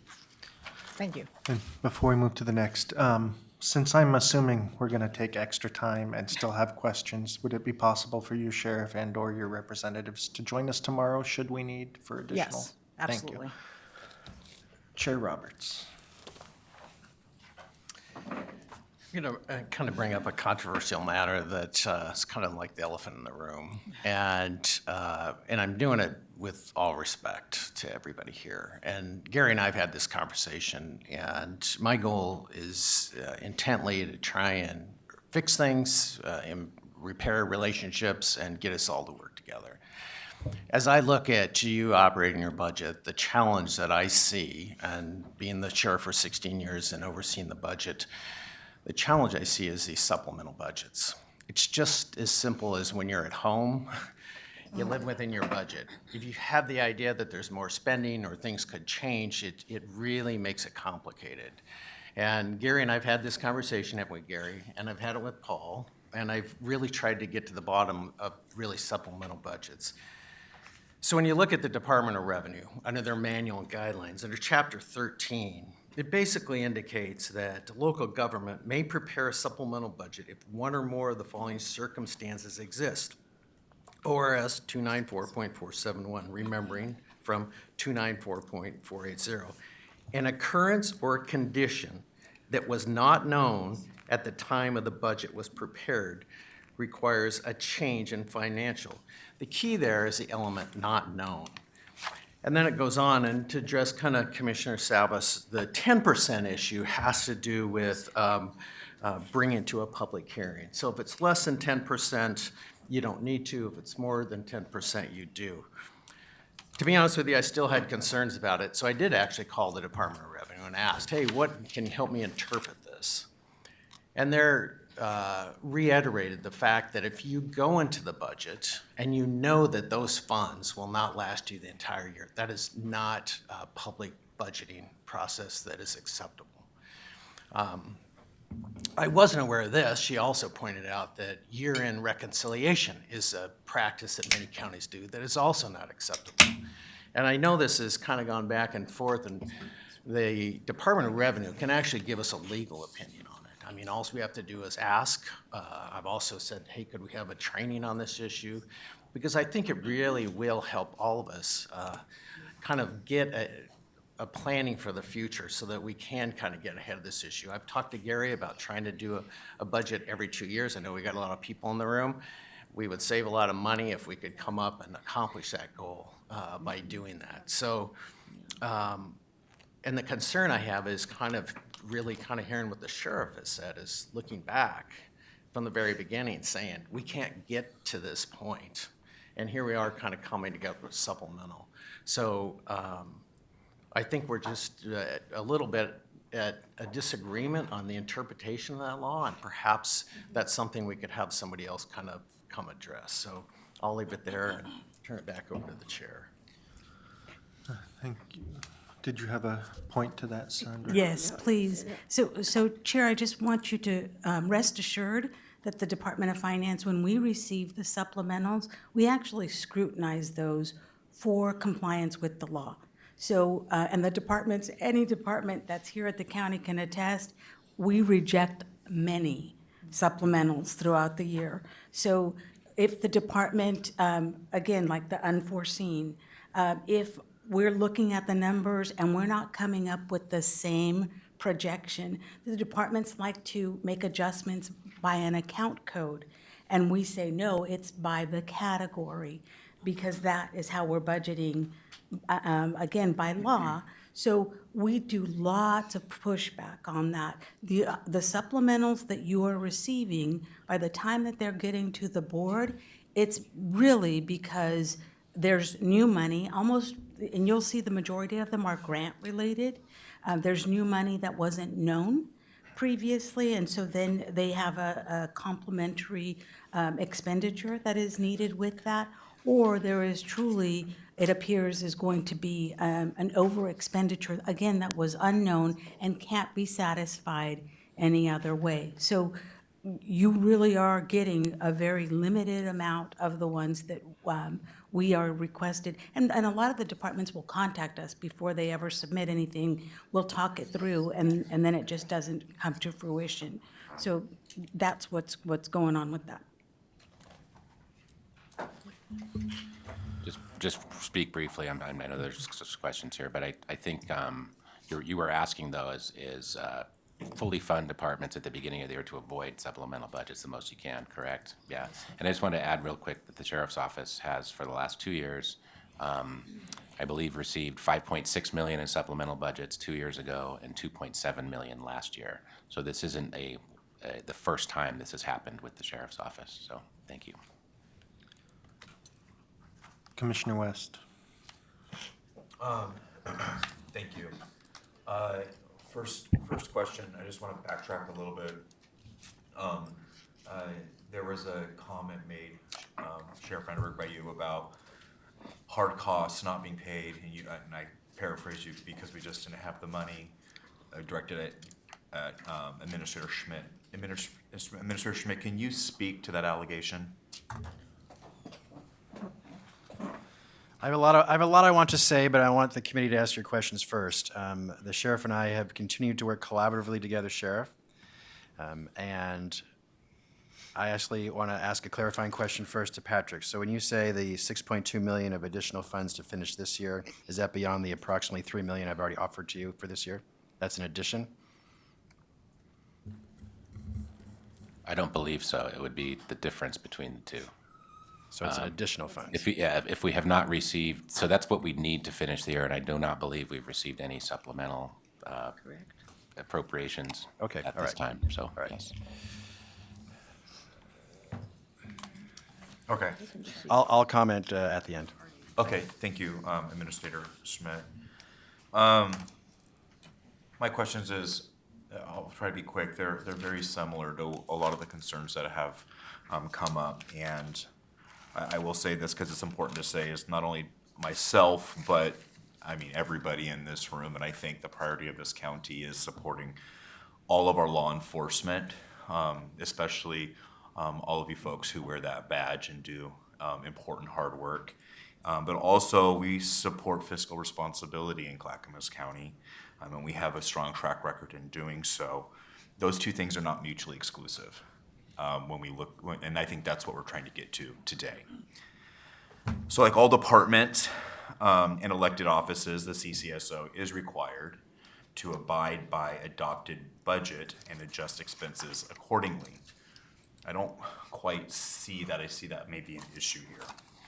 According to the Oregon Budget Manual, after the budget is adopted, a local government must stay within the appropriations set by the budget period. It's illegal to overspend an appropriation. This gets a little bit to what Chair Roberts just addressed in that statute. This was further emphasized last year in our budget committee. We did a lot of work and heavy lift last year. We've spoken to that this week. The CCSO in the budget committee last year, this was put forward. The CCSO shall be required to live within the appropriations to Fund 100, ELED, Fund 216, and Sheriff Levy Fund 206. I believe this motion came from Commissioner Savas, basically that the board consideration of requests for additional general fund support shall be contingent on the sheriff's implementation of the audit report in accordance with the, and this was in accordance with Commissioner Savas's motion that he made about that audit.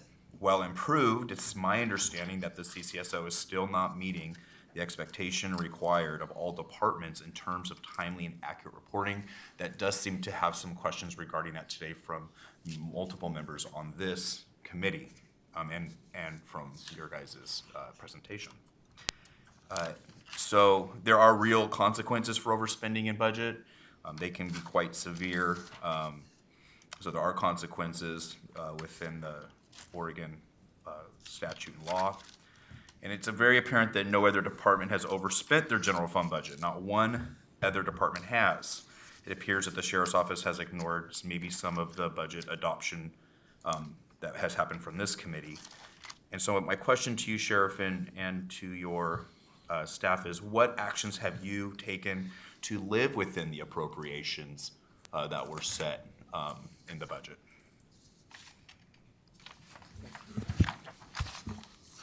Commissioner, let me try to answer that best I can. So looking at our budget, and obviously, as mentioned before, both myself and Mr. Williams are new to our positions. We've walked in there and looked at and tried to implement cost reduction without, as trying to follow what the board's recommendation was, not reducing personnel, which obviously is a large chunk of it. But for materials and services, we've looked at, we've reduced travel and training costs, we've prioritized local in-house training opportunities and leveraged virtual training platforms to try to reduce those costs. We've also partnered with outside agencies to host training locally to try to not to have people go outside of state. We've also reimagined the uplifting and production of our vehicles, where before we would purchase equipment individually and try to put it together to create a new vehicle. Now we're trying to do the whole to save time and money. And that's a process that we have implemented. We've also reinforced the purchasing chain of command. As mentioned by the sheriff, we have gone and done a lot of communication with our staff about when we're purchasing is taking up the chain of command to see if those are areas that we need to buy or not. And we've seen a reduction from where we projected to where we actually be based on these reduction.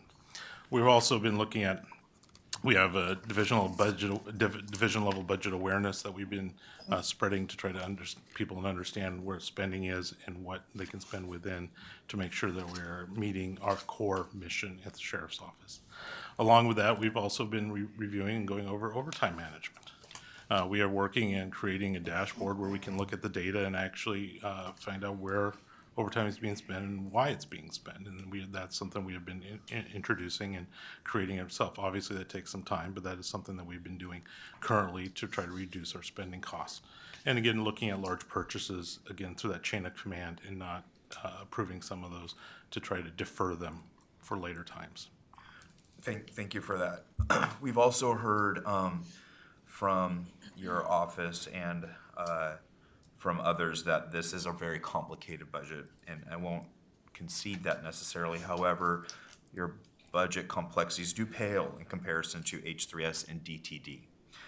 Yet they're able to manage within their budgets. So help me once again maybe understand, even though it's complicated, we have other complicated budgets. Is there, there's something missing here? I would like to answer that. So you gave us a short budget.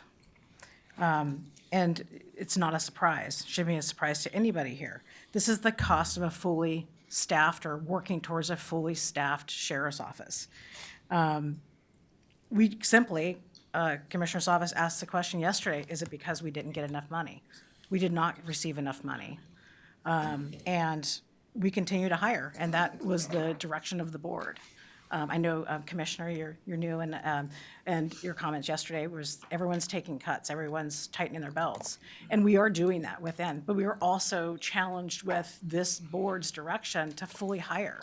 I hear from Cindy Becker that 600 positions are built into my budget. I don't see that. I know that there are vacancy savings, but our personnel for this upcoming year is enough to cover COLAs and the add to pays from the collective bargaining agreement for our current staff. So I don't see where the 607, if we were fully hired. So it is a short budget. And so, yeah, I hope that answered your question. Thank you, Sheriff, I appreciate that. I hope to maybe have some clarity with some of the documentation information that we hopefully will get by tomorrow, so I look forward to seeing that. There are just a couple red flags for me right now that hopefully those will help answer as we go through this is, in the 2 years before this one, the CCSO underspent its general fund allocation, yet now the CCSO is reporting a significant deficit this year and next. That's a red flag for me. Projections are consistently changing. For example, in February, you projected $9.6 million shortfall this year and the need for an additional, I think it's $13.1 million next year. It's my understanding that these projections have changed frequently since that time. And then the CCSO has a history of over-projecting its M&S budget.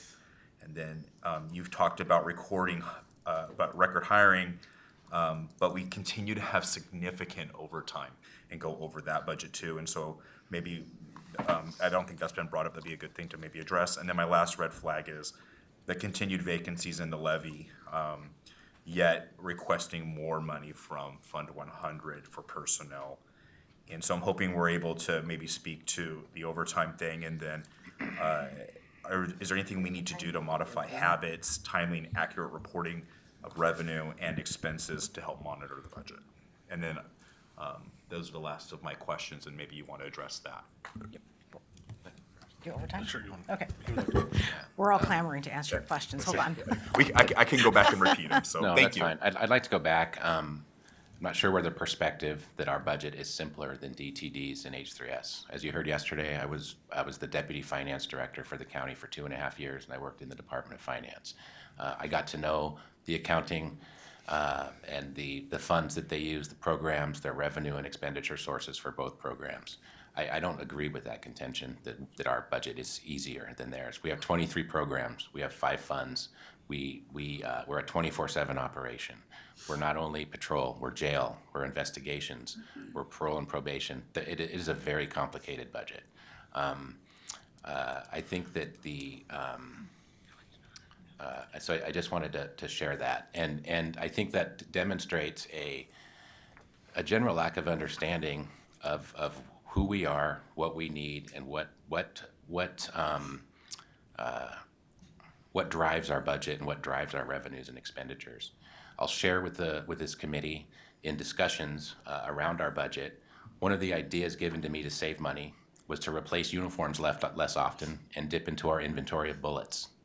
I think that demonstrated a complete lack of understanding of our operations and a lack of to seek to understand what our needs are, what those needs are based on, not only for the present, but the future. So I just wanted to throw out there that I do not think that that is I disagree with that statement, I guess, that our budget is easier. So I'll turn it over to Lee after that. I would just say, my point is that it's not the only complex budget, and I agree. H3S and DTD are wildly complex also. I agree.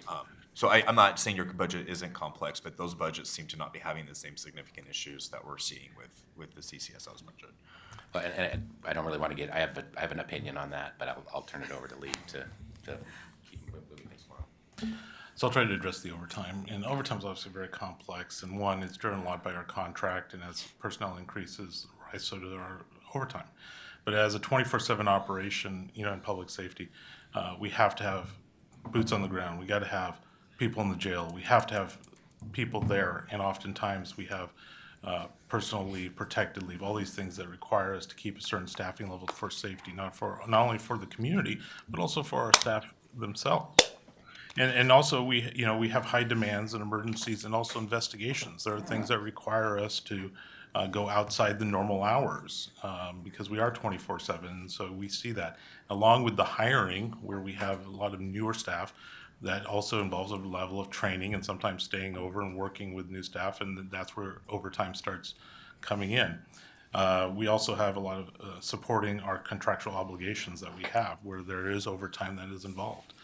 And so oftentimes it's not just a matter of that we just kind of guess or want to have it, it's that we need to have it at times. And historically, as you look in any type of 24/7, whether it be law enforcement or fire, you're going to see those levels of overtime, and it's going to continue in our department. But Under Sheriff Evie, when we continue to overspend it, and we wanted to make sure that we were getting those staffing levels up to reduce that expense, and we were always under the impression that as we continue to hire up and have a fully staffed sworn officers, we would see that number decrease and not overspend our overtime. And maybe I'm not in law enforcement, so maybe there's a reality I don't understand of your need to overspend it. I guess that when do we get to the point that we see some of that overtime decrease? Or stay within budget?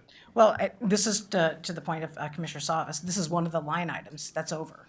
So in order to put in a balanced budget into the county software, this is where 3.6 million has to take a cut, right? This is not a today bill. It's going to come due towards the end of the budget, right, when we would get a supplemental budget. So, but we have heard many years. Chair Roberts has heard this, is overtime. And as I shared with the county administrator and with the chair, we're really excited to have the new data tools that we have. We have lots of information, but to crunch it and to analyze the data, much like the statistics that we have here, and we are making leaps and bounds and sharing information. And that is one area that we're looking forward to this coming year, is to look at that tool and to tell you and explain to you where are we spending our overtime, because we haven't been able to explain that. And you should know, the public deserves to know where their dollars are being spent. So we're excited about that tool. Thank you for sharing that. I appreciate it. And I'm done. Thank you. All right. I know we've got a number of people up. Martha, I saw your card up a couple of times. Are you okay? I'm fine. Okay. Commissioner Savas, please be brief this time. Guilty as charged. I think part of this is semantics, and I was sharing with Chair Roberts yesterday after the budget meeting that the former administrator, when the budget was passed, he had a whiteboard, and any changes in the budget that he saw, let's just say a grant didn't come through and it was budgeted, he put it up there minus, right? And this was a running whiteboard of all the changes. But not once did we ever use the word supplemental if it required more funds. So I think that I've heard supplemental come from you all several times, and I think that that's got a legal definition and a meaning. And so if it's an additional appropriation, I just think maybe semantics would help clear this up. And so there's a lot of confusion about this. As I understand it, even if we granted everything that was required, Sheriff, the 6 point, whatever it may be, that would not trigger a supplemental budget action by the board because it's less than 10% of the total. And I think that's what staff has said earlier. And I checked with Gary on this. So that said, is that our job as a budget committee is to take the actuals and the history and try to build a budget for every department based on what we have, right? And of course, take input on maybe what those other future expenditures are and balance that, right? And what we have here, I know this is a high-level budget. We don't have that detail to do that kind of work, to understand and have the actuals to know where we are today to do that kind of work. So what is, for me, I guess for what is foreseen or unforeseen, I can't see the actuals, and we need, that's our purview here as a budget committee, is to take the actuals, right? And project what the needs might be and say, if we can't do everything, we draw the line here. And if a department, any department goes over that, that ought to come to our attention, right? So that's, the responsibility is with every department to live within the budget that this group approved. And then the budget, the commission ultimately approves at the end of June. So you can't go over. Now, the exception last year was with, I think Commissioner West read that, hire more contingent upon all these things happening, but they were sworn, right? And I don't know if all those things happened. So that's all I have. Yield back. Thank you. And I'm not sure who won, but Wendy hasn't spoken yet, so Ms. Rader. Well, I have a favorite topic. You mentioned the variance was primarily due to the COLAs and also the pension contribution. And I was just wondering, or the PERS contribution specifically, I was just wondering, did that come in over budget? Was it a surprise? Was it an increase that was beyond what you had projected? I'll try to do my best, but I think that's more of a county administrator and Department of Finance question. I think the county was notified, or at least the state published, what the new PERS rates were going to be in October of '24. It wasn't like it was just sprung on us a week or two ago. So I believe when, I'll defer to county There administrator. are no surprises. We budgeted for the COLA, for the PERS rates, and the Peace Officers Association contract changes. That was all budgeted for, and that's why I gave the sheriff the additional funds in the proposed budget, both this year and last year. So that has been accommodated. Mr. Carr. 5-second question, Sheriff Brandenburg. You've outlined in your opening statement, I guess I would call it a solution, if you would, but a pause on hiring.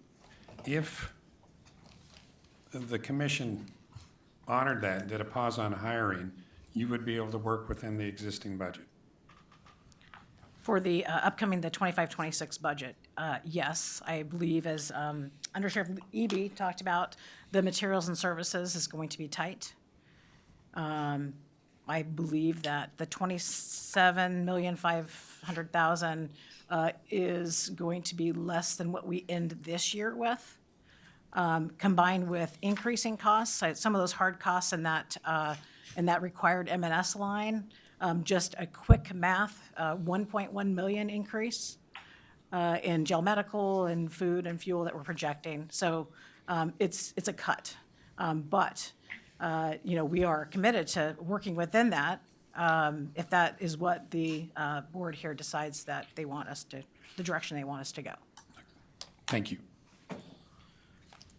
Ms. Rader, did you have an additional question? Oh, no, I see no other cards up at the moment. I would like to ask a quick question before I ask for Administrator Schmidt's comments. The incentive compensation in the last contract's been mentioned a couple of times. I'm just curious, who does the negotiating for that contract? Our County Human Resources Office is the lead negotiator. We work closely with the impacted departments based on the contract. Thank you. And the sheriff, I'd like to follow up with that. It really is the county with the collective bargaining organization. So we do sit as maybe third chair, but it is, the county is negotiating the increases because the county is committed to funding that in the budgets. Thank you. Just all a right, point yep. I'd like to make that is quite true. But we actually did ask for significant input from the sheriff's office. And in my observation, sometimes there were crickets. And I think that is part of the issue with this negotiation. I know that there were multiple times we would have liked to have you more at that table so we could get a clearer picture.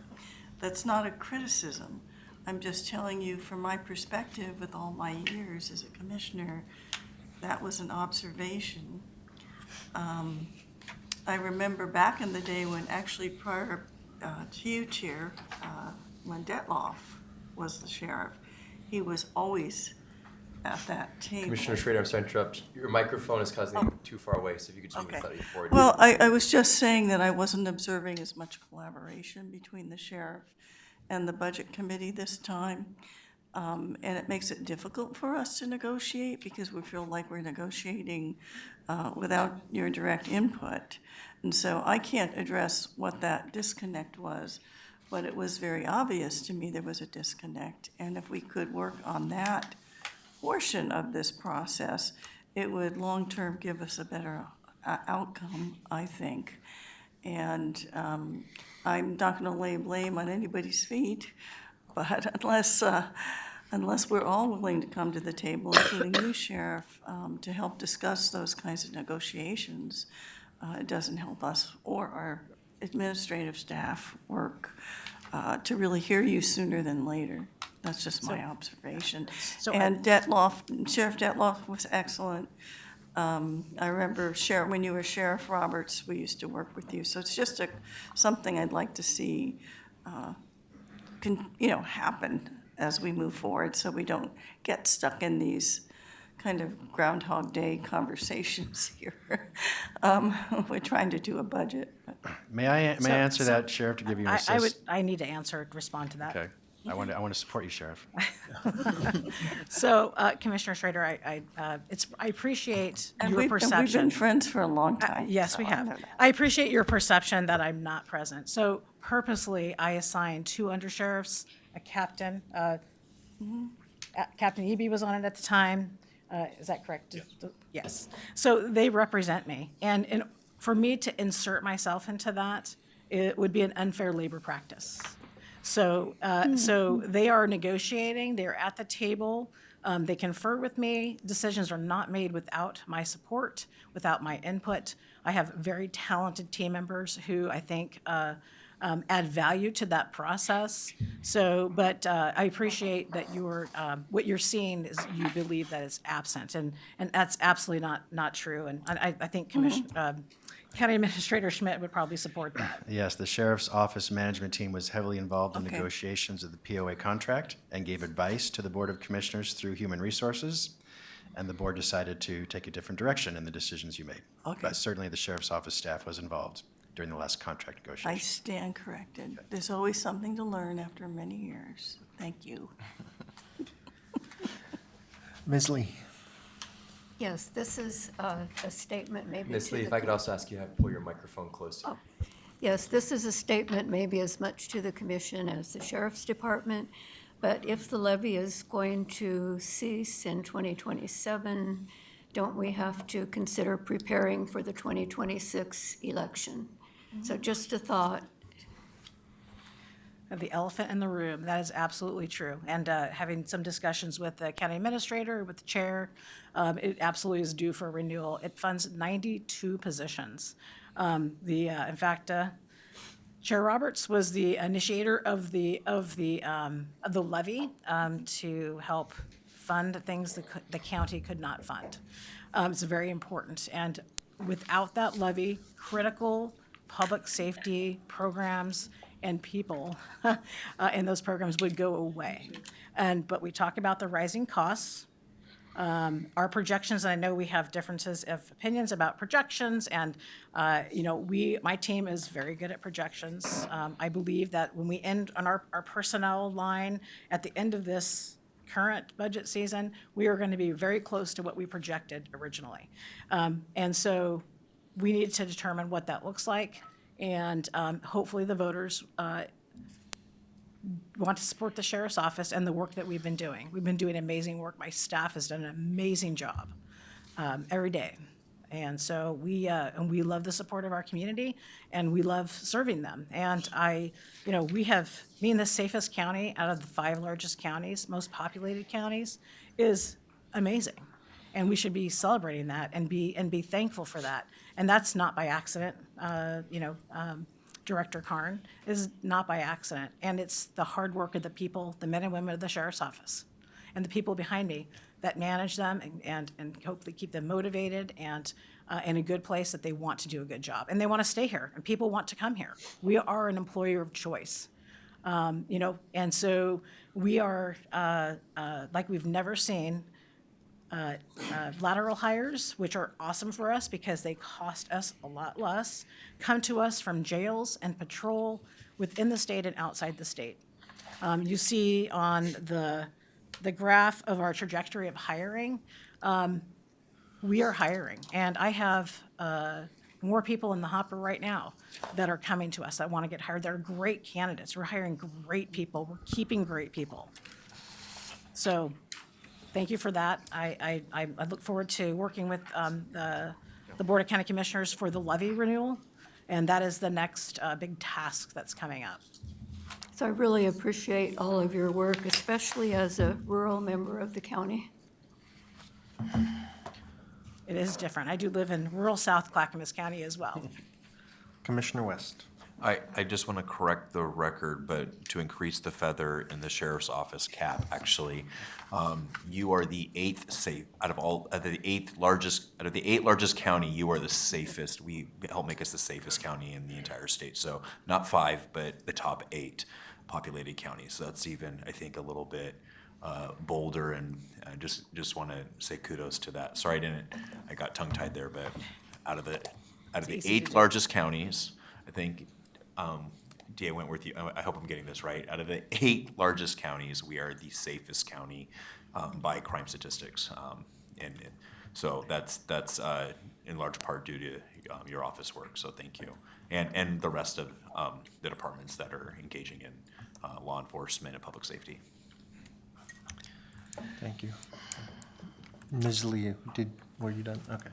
Ms. Rader? I'm going to speak to my favorite topic again. I just am so concerned about the ability to budget for the pension liability. It's gone from $200 million in 2022 to $300 million in 2024. I mean, even if you took that over a 30-year period and threw $10 million at it every year, you'd blow out the general fund unreserved balance in 5 years, 6 years. And it just seems like every year there's a huge compensation for these increases in the PERS contribution, and it just, for as wonderful of service and contribution and how well this county is run, and I mentioned this yesterday, the tread-water rate reported by Moody's last year is 23%, and that it just, I worry that there's not enough money in the unreserved general fund balance to even go there. So that's my comment. Thank you. And I don't see any other cards, so Administrator Schmidt, your turn. I ask every department and office who are run by an elected official to balance their budget as best they can to live within their means and to accommodate the direction of the Board of County Commissioners. And the board has always said public safety is a top priority for Clackamas County. That includes both the sheriff's office and the district attorney's office. It is true, a year ago, the sheriff and I met, and I did ask her, can she reduce her proposed budget by around $3.6 million? And the budget committee reduced it further. And I advised her, throughout the year, if you're finding that's not enough to live on, then we'll go back to the board, which is what Patrick mentioned now. They don't have enough to live on. So the question is a tough one for the committee. Do you want to ask the sheriff to pause on hiring, which will help alleviate some of this burden, or fully fund what she needs to operate? But if so, what else do you want to cut at Clackamas County? Public safety is very important, 73% of your budget. I say this seriously. If you want to give a 100% to public safety, let's cut everything else. Seriously, do you want to do that? That's your decision. You can talk about that Thursday. But it's true, the sheriff needs about 13 million, and based on the projections Patrick said, that's basically it. And frankly, we can't afford that. So you have to decide where you want to make reductions to either accommodate the sheriff or not.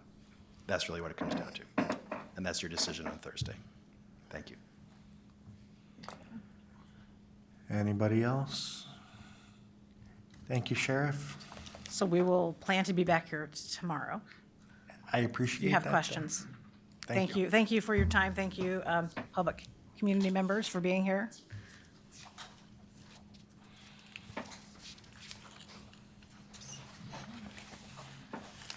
All right, next, keep moving on.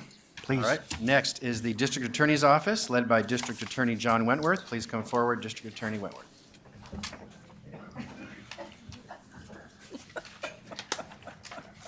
This isn't easy, but. What's that there? That's my analysis. Good morning, everyone. I'm not good. District Attorney, your mic is not on. There we go. Good morning.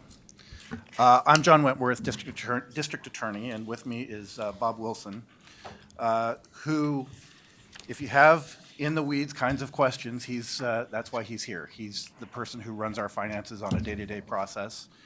And so I will just begin by starting on page 2 of our presentation, which is the department summary.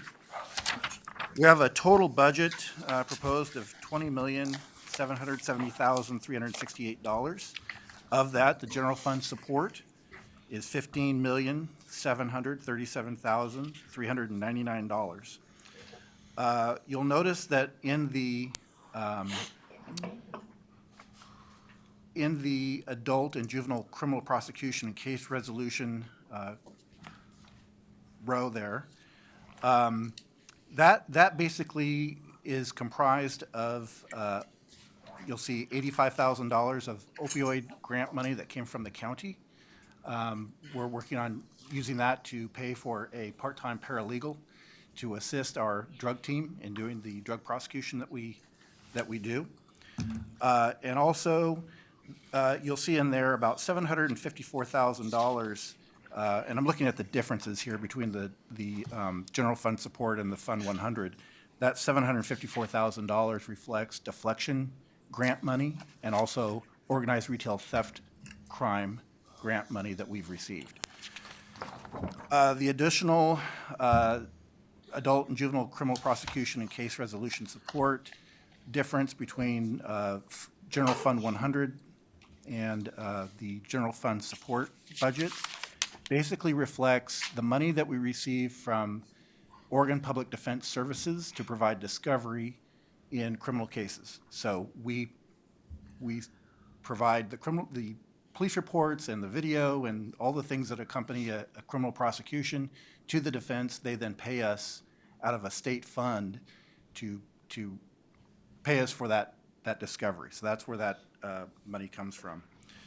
If we go to page 3, what I'd like to show are grants and federal support is at $4,411,867. That is a combination of both grants and money that we get from the federal government that pays us to do child support enforcement. So about 2/3 of our funding for family support comes from the federal government. The other 1/3 this county pays for. So it's a very economic way to provide valuable service to the citizens of Clackamas County. You may have just read that Washington County is getting rid of their DA's office is getting rid of their family support division to save money in their budget. We will now become the biggest collector of child support in Oregon. We do a wonderful job. Washington was fantastic at it too, but we outpace the state in our ability to collect money for people who need child support to run their families. Also, you'll notice that there's a $524,999 amount. That reflects a child abuse multidisciplinary team intervention program, CAMI dollars, that are basically pass-through dollars that we give to support the Children's Center to provide forensic interviewing and evaluations of children who've been abused. There are other aspects to that funding that are used as well, but that's the bulk of the money. That's where that goes.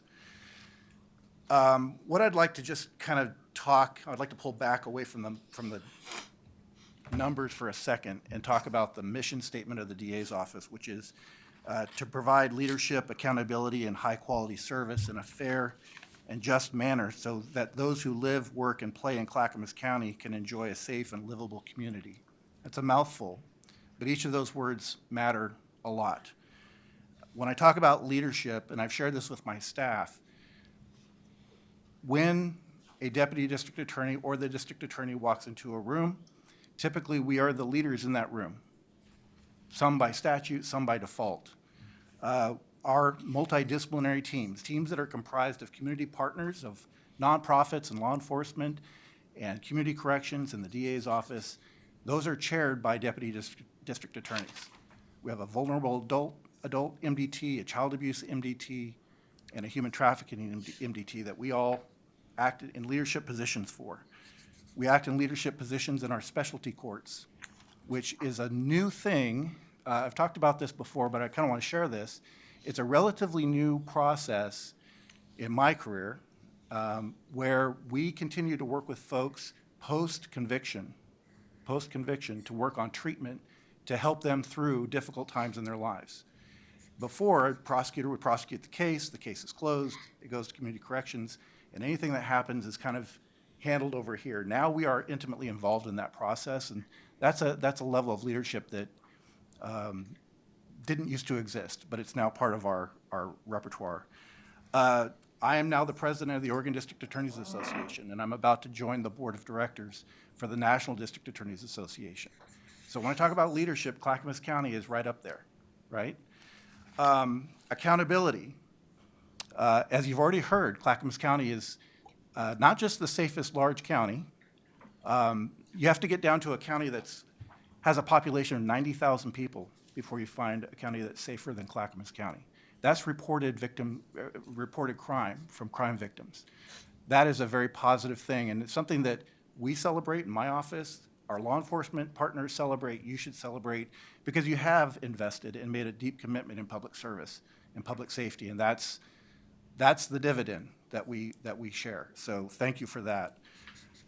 I also want to say that it's with some pride that we regularly, now that we have body cameras and we have cameras inside of patrol cars and outside of patrol cars, we regularly hear people who are arrested for offenses say, I can't believe I'm being arrested for this. This just happened within the last 30 days. We had someone who was arrested at Target, who was shoplifting with a friend. It was a misdemeanor theft. They get in the patrol car, and one person turns to the other and they go, I can't believe I'm being arrested for this. And their partner said, you're in Clackamas County now. That is a good thing. That is the message that we have continued to, you've seen it on television, we've had news stories about it. The image of Clackamas County being a law and order safe community is not just within our residents, but within the folks who are committing crimes. They don't want to come here to do that, and that's a positive thing. So that's the accountability piece. High quality. I've shared this with Gary. Gary's been good enough to share it with the board. In the last 4 years, the District Attorney's Office has Oregon's Wildlife Prosecutor of the Year in 2021. Last year, we had Oregon's Drug Prosecutor of the Year, Oregon's DUII Prosecutor of the Year. Rusty Amos with my office just won an award, the Wayfinder Award from Safety Compass for his work in dealing with human trafficking. And we were awarded, we're one of Oregon's top 100 workplaces in the DA's office. When I applied for that, I noticed that they didn't have any government entities in their list of top 100 workplaces. And I asked, can we apply, or do you not allow government entities? And they said, no, you can apply, just government entities never win, right? So that was a real double award for us to have that kind of quality. What I want to caution, though, is not to confuse success with everything being A-OK. We have amazing people doing amazing work.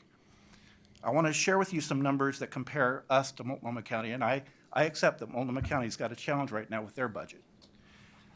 The residents per DDA, deputy DA, Multnomah County is 8,601 people per DDA. We're at 12,472. The caseload per DDA in Multnomah County is 100 cases per DDA. We're at 172. The budget per resident in Multnomah County is $67.85. That's what it costs each resident in Multnomah County to have a DA's office. In Washington County, it's $50.94. We're at $46.89. So we're also very valuable, meaning we have a value, right? And all that, and we've only grown by 11 FTA in the last 17 years. That's an impressive number to me. That shows good fiscal responsibility and an attempt to be good stewards of the public's money. What are our challenges? I'd like to go to that slide. I'm worried about our victim assistance program, I'll be honest with you. As I've shared before, 80% of my victim advocates, we have 10 advocates, 2 are funded by the county, 8 are funded through grants, mostly federal grants, actually all federal grants. And as you may have read, the funding for the Victims of Crime Act, which is where our funding comes from for our victim advocates, is essentially, it's not going away, but it's being depleted by about 40%. And typically the state, when I say typically, I mean in the last several budget cycles, the state has come back and backfilled that money. So we have not felt that. The state is now facing a $780 million shortfall, and I don't think they're going to fill that in. And I have a concern that we may have to cut about half of my victim advocate staff as a result of that. These are people who do frontline work with our most vulnerable people. Our deputy DAs are not skilled at dealing with the emotional trauma that people go through. They have experience in it, but they are not as skilled as our victim advocates. They don't have the training for that or the time to work hand in hand with people who have gone through trauma, to actually make the phone calls on a regular basis and check in and provide the resources that those folks may need from our nonprofit partners and from others in law enforcement. So when we take away from our victim advocates team, that will be a significant loss within our office. And so one of the asks that I had made of Gary, and I accept that we are not receiving that funding, but was for a victim advocate. And to my surprise, when I asked our victim advocates for what they really need in addition to just having advocates staffed, they said we need a receptionist. One thing that would really help them is to not, they rotate accepting phone calls and emails from crime victims all day long. They work on a 1 to 2 hour shift taking those phone calls. And if someone else could take that off their plate, that would be of great use to them and helpful. So I share that just because I'd be remiss if I didn't mention that. I think that will be a huge loss to our office and to Clackamas County if we don't have victim advocates to help crime victims in the next year. As I watched with amusement yesterday, Gary shared that I do not have an executive assistant. I think you said I'm terrible at keeping my calendar.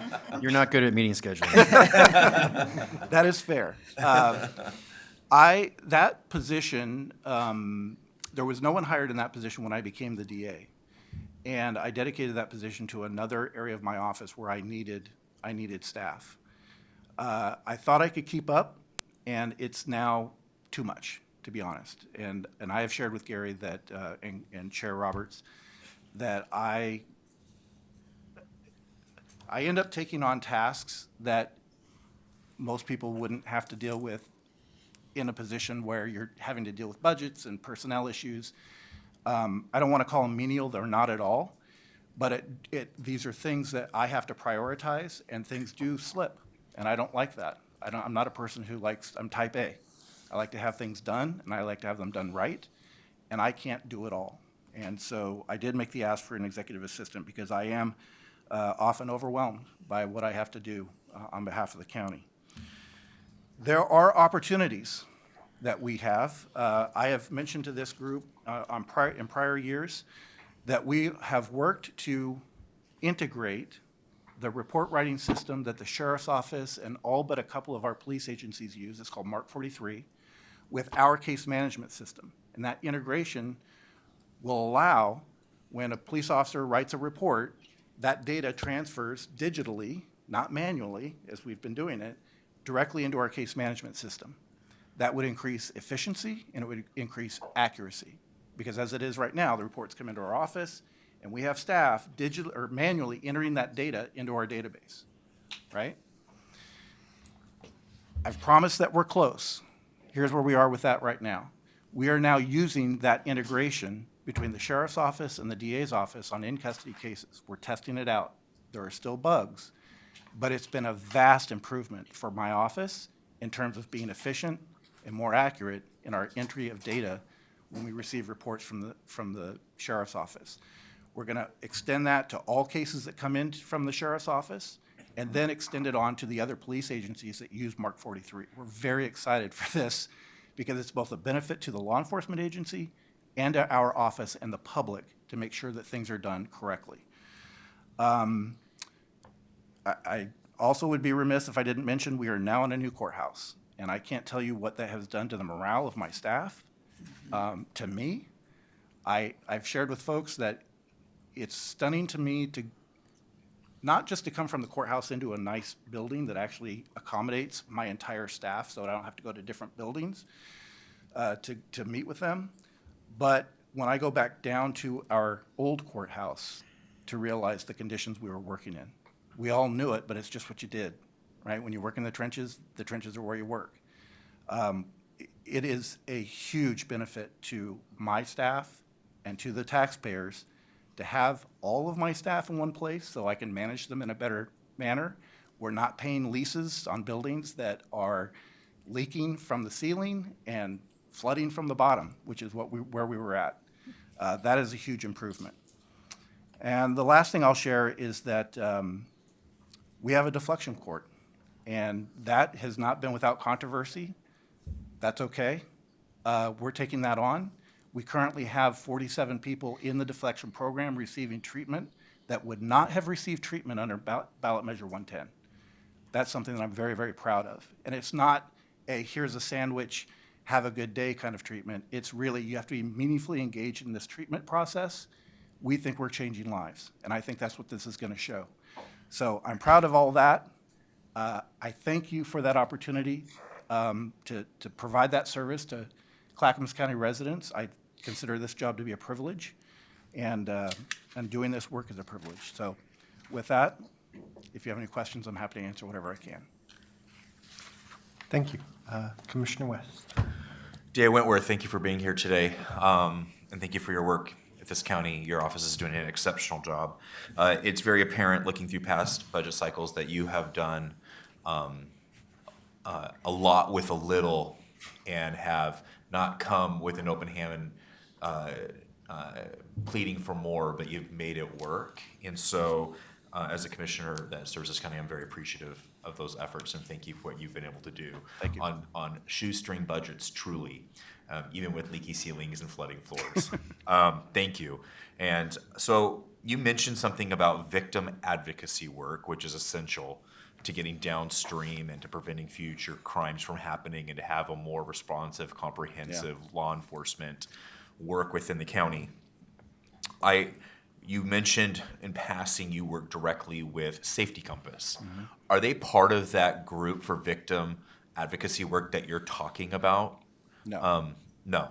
You do work directly with Safety Compass? Yeah, so our victim advocates are Clackamas County employees. They refer folks to our nonprofit partners, Clackamas Women's Services, Safety Compass, Northwest Family Services, any agencies that might be able to assist them in ways that we don't or can't. Our advocates act as both a resource to crime victims and as a conduit of information to us. So, sorry to pick on you. You're a nurse. Yes. In addition to this role, you know for a fact that doctors cannot do their job meeting with every patient as often as nurses do.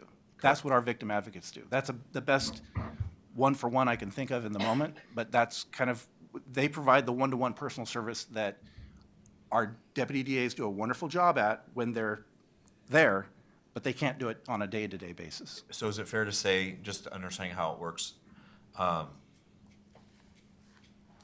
victim advocates would link and be a conduit and a warm handoff to an organization like Safety Compass? That's right.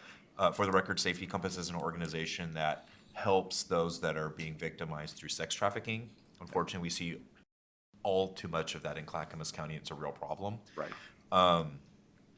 So I want to, and you mentioned them and how that all works. Thank you for explaining that. I know Safety Compass is in threat of actually losing their funding and shutting their doors, which would be a tragedy in our county. For the same reasons that we're facing challenges. The same thing. Same thing. Okay, that's really good to know. Thank you. Can you speak to us a little bit about deflection? You've been one of the state leaders in this effort to get deflection, which is for the public that may not know this, it's the response to trying to address the issues around Measure 110. We don't need to rehash all of that trauma in its own self, but has it become an unfunded mandate? How does this fit within the budget? What are our concerns looking for in a budget looking through a budget lens when dealing with deflection? Because the board was very committed is that we will do it up to its funding. Yeah. Where are we at? And then do you see any additional supports or relief coming out of the legislature this legislative cycle? Well, to start at the end of your question, I do not. I'm concerned about the level of funding. This is a project that is still, in my view, ideologically driven and not statistically driven right now. There are decisions being made that are not based on data from the counties because I still feel it's too early to have reliable data. This project started September 1st. Yep. So we are a little over 8 months into something, and as anybody who has worked with someone who has a strong addiction, like we get with methamphetamine and fentanyl, you can't do it in 60 days, right? So there are different philosophies being tried around the state, and already we're hearing, well, Clackamas County isn't measuring up, and I completely disagree. Because we've had 3 people actually graduate the program, and by the way, that's 3 more people than got any treatment under ballot measure 110. Right? Clackamas County alone has 3 people who've actually made it through deflection, which isn't easy in Clackamas County. You have to stay meaningfully engaged with your treatment provider to the point where the treatment provider feels like you've actually received a benefit, right? There are other counties where when I say they give you a sandwich and that counts, I'm not kidding. That's a real life example to our friends at the north. So I think our numbers are going to be lower, and that's going to be less attractive to legislators, but our successes are going to be higher. And so we are trying to move the legislature into, don't just measure quantity, measure quality, because they both matter. So that's going to be one of the challenges that we have as a county, and our looking to funding, continuing funding deflection. Is that, do you see that as an unfunded mandate or liability that we're going to be looming in front of us also? Yes and no. We always have the option not to do deflection. Yeah. Right? Yeah.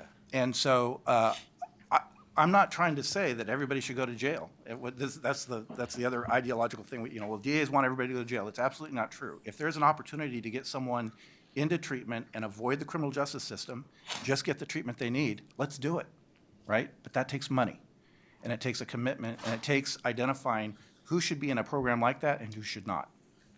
And that's where my office has come in and been instrumental in that process. So my last question is, you mentioned that in your proposed budget, or you have a couple asks. Yeah. One of them is an executive assistant. I know you're an incredibly busy man, and that would be beneficial to probably the workings of your office. Can you just quickly hit, like, what are your asks again? Sure. Yeah. My asks were for the executive assistant, not just to manage my calendar. There are a lot of things, a lot of issues that come to me that are important, but not, they can be handled by someone else who makes a lot less money, to be honest. Yeah. A victim advocate, because my goal ultimately, I'll be honest with you, is to not rely on grants at all. I think we should be relying on grants to supplement the work we do, but not to take on the lion's share of what we do. So a victim advocate and a receptionist for our victim advocate so that they can focus on the work of a victim advocate and not just on answering phone calls and providing court dates and those sorts of things that are important, but they don't rise to the level of actually being that warm handoff or being the emotional support that some people need in the moment. Thank you. And can you give me a quick, just for public and make it easy, what is the dollar figure ask of what you're? So commissioners and committee members, this is on page 10 of my budget message. The graph is already there. Okay. The request and the dollar amount. Okay, perfect. We can look at page 10. Thank you. Thank you. I'm done. Thank you. Mr. Karn. Thank you, DA Wentworth, for being here, and it's impressive. I really do appreciate that you are our DA. Certainly within the highlights that you had shared within your office and those awards, I know they don't come easy, and I know it also takes great leadership in a department to see those kind of results. My question would have been, or is, have you seen anything that might indicate that federal support, grant support, would be reduced in the future? Any indicators? Well, yeah, if you've paid attention to the news. Yeah. There is a dramatic shift in identifying or allowing federal grants of any kind, right? And that there's been a back and forth in that. What I want to hasten to add, though, this is nonpartisan. There's that aspect of it, but the Violence of Victims of Crime Act is actually funded by when a large corporation gets into trouble and they have to pay a lot of money to the federal government, a portion of that goes to the Victims of Crime Act fund. The federal government has done much less of that in the last several years, and that fund has depleted. So in a nonpartisan way, that's just the fact of the matter. And so our crime victims are not getting, and this is a national issue, are not going to get the funding that they used to get. And our nonprofits are affected. My office is, every DA's office is affected because we're all funding these positions with grant money. And I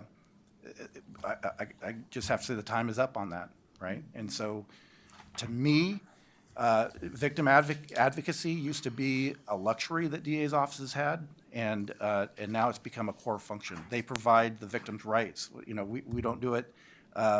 We don't call up, our DDAs aren't calling them up saying, hey, by the way, you have all these rights. Those are our victim advocates who are making that contact. So that's my concern. Thank you. Any other questions? Then I'd like to thank you. Thank you very much. You're about 30 minutes behind schedule, so I propose we keep moving, and if someone needs a break, you just take a break, but we'll keep moving. Sounds We are good now to me. moving to operating departments for today and other divisions of departments. These are all appointed department directors. We're starting with the Juvenile Department. Director is Christina McMahon. Christina, go ahead, please.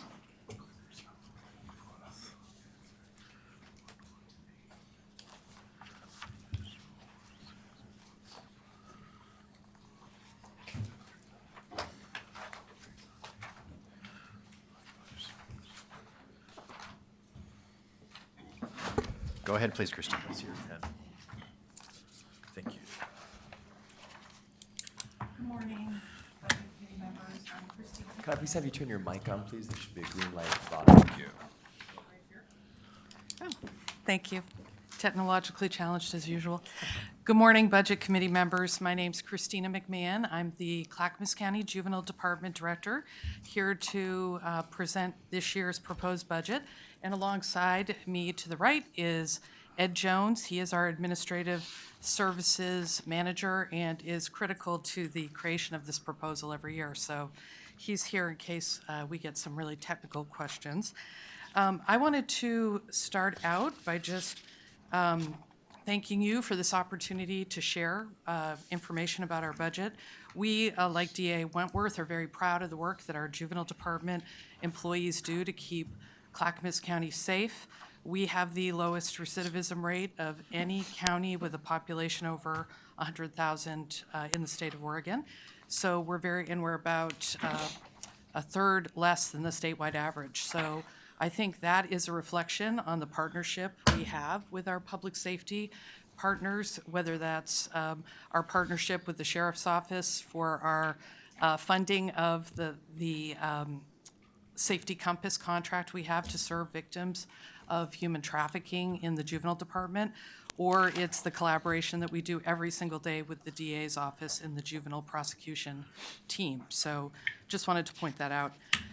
Starting out on page 2 of our budget presentation, if you look at the number of FTE that we have, you see that we are proposing 39 FTE, which is the same amount that we had during this current fiscal year. We have 2 vacancies that we're in the process of doing recruitments for, which we anticipate will be filled very soon. So moving on to the next page. Okay, all right, let's see. I'd like to point out in the first line item, federal, state, local, and all other gifts, you see that there is an increase in that revenue of 22%, and that's based on a couple of different things going on.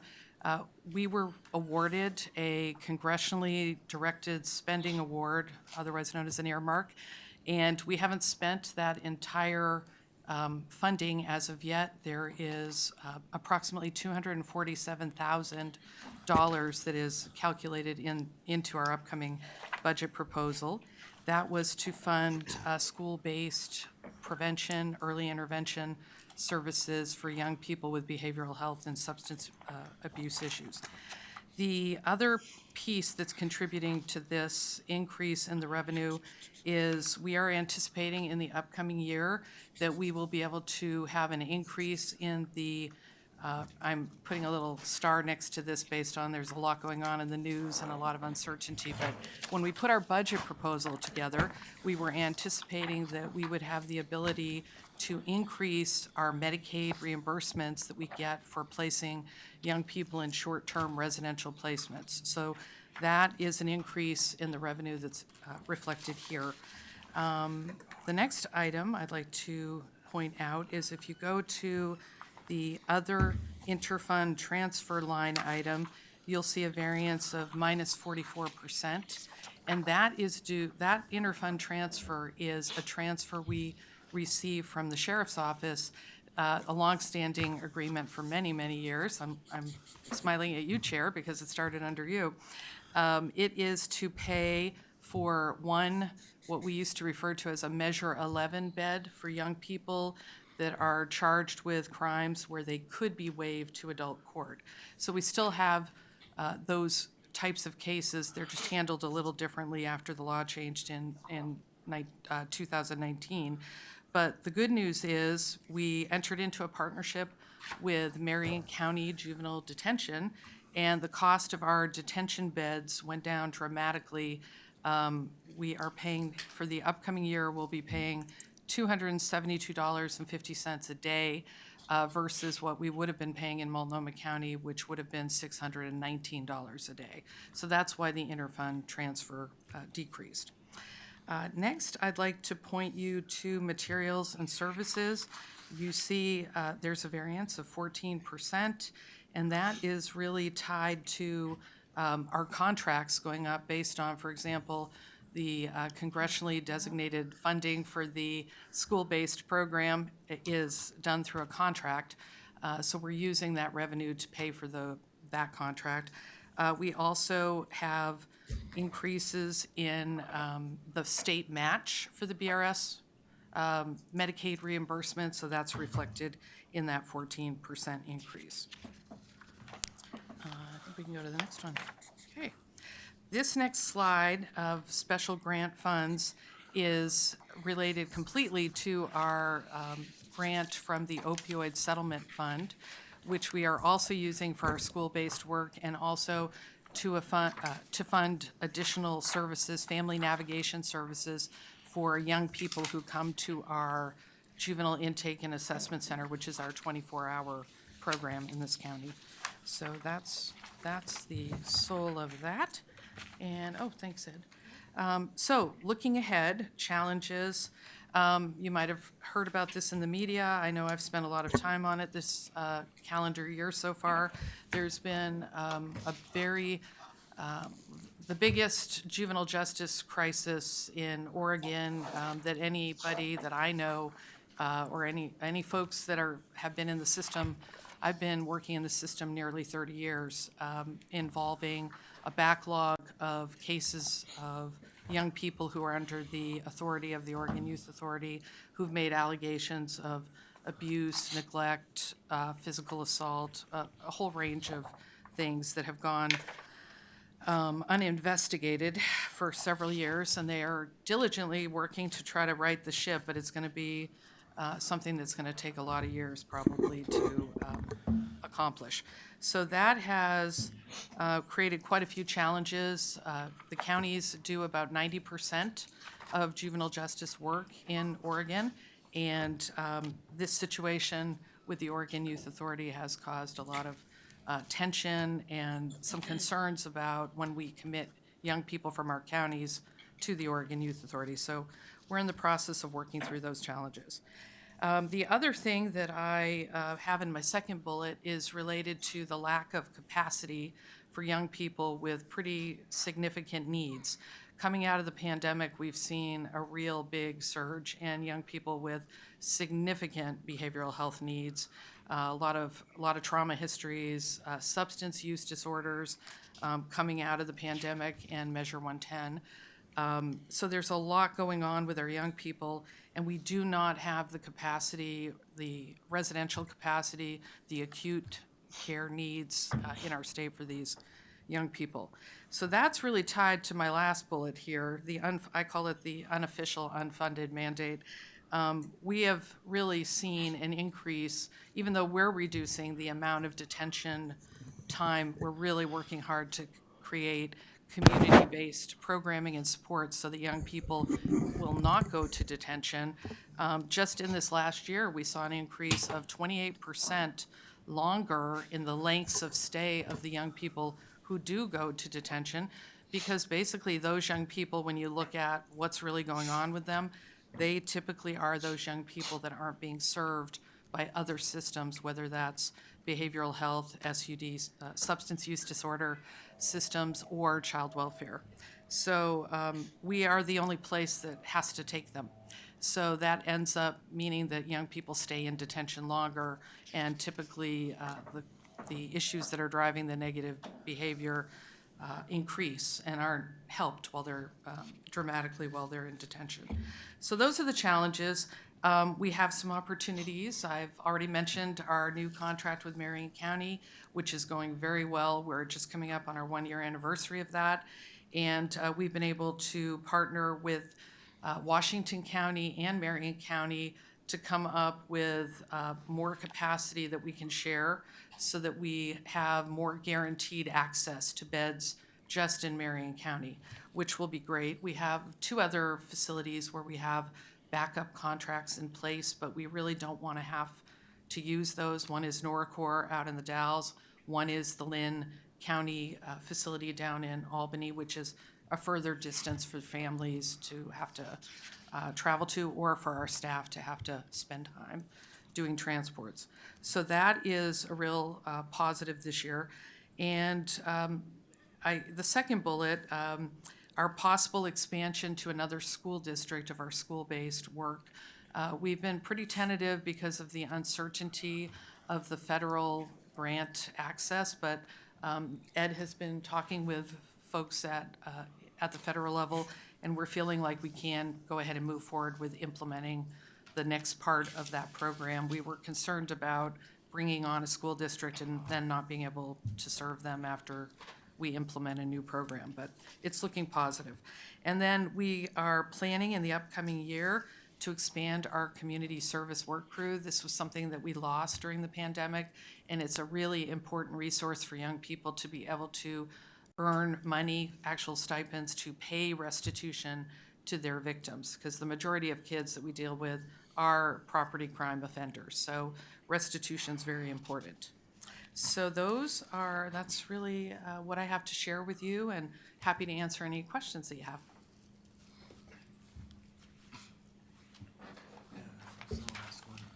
Chair Roberts. Hi.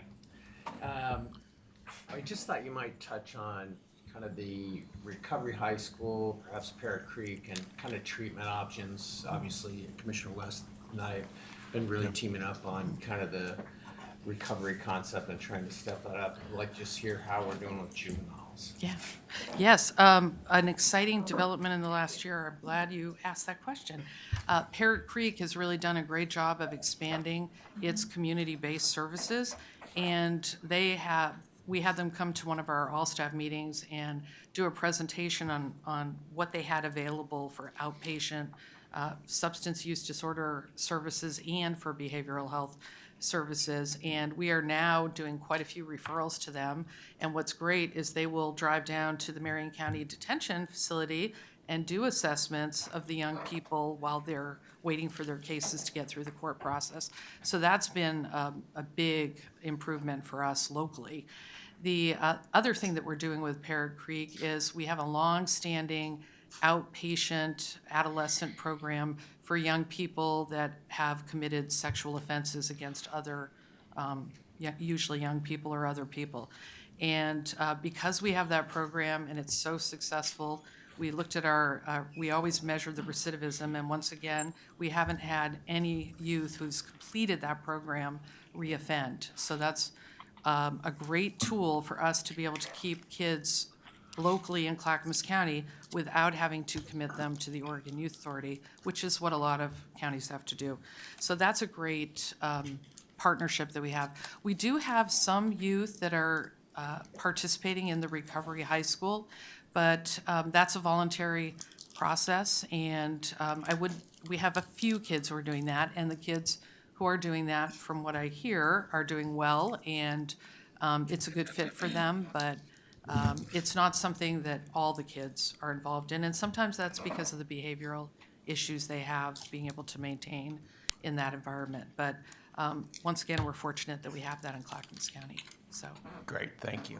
All right. I don't see any other questions, so thank you. Great. Thank you. Thank you. Next is the Clackamas 911, or CCOM. Director is Cheryl Bledsoe. Cheryl, please come forward.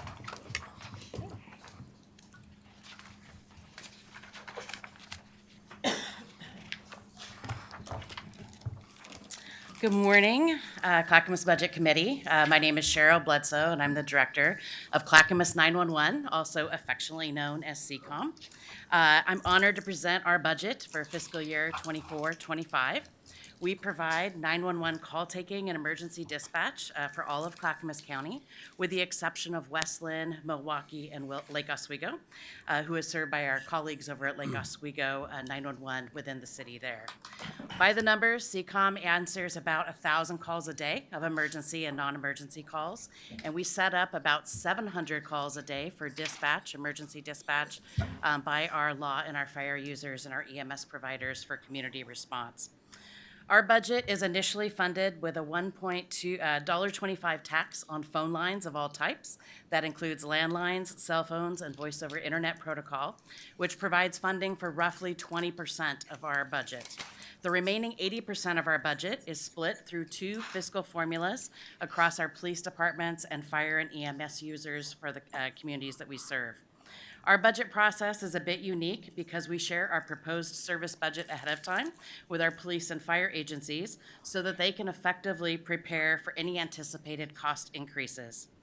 This year, the proposed budget for CCOM illustrates only a 2% increase in our expenses over what was approved last year. However, the costs for our member agencies increased by 10.68% as they absorbed deferred cost allocation increases from previous years. If we could go to the first slide there. Actually, I think I'm on the second slide. On the summary of revenue and expenses slide, some notable changes include, under the federal, state, and local funds, a decrease of 17%. The 911 tax is a flat per-line charge and does not keep up with the pace of inflation or the cost of living because it's a per-device tax that occurs. So what is also important to note is that during the pandemic, we saw device numbers actually surge as people were working remotely from home and schools were handling coursework remotely. What the data tells us today is that the increase seen over the last several years has actually begun to decline and begun to reverse course as families tighten their budgets due to inflationary challenges. This has led to an anticipated reduction in 911 tax funding for Clackamas County of $216,000 in the coming budget year. Additionally, grant funding, federal grant sources that are used to advance regional 911 technology initiatives are reliant on federal sources that have become unreliable and uncertain for the coming year. Under the charges, fees, and license permits, you'll see an increase of 11%, which reflects the fee changes for our user agencies, as I described earlier. Under personnel services, you'll see a 9% increase. And when I met with you last year, your budget materials identified that we had a staffing shortfall of 11 FTE.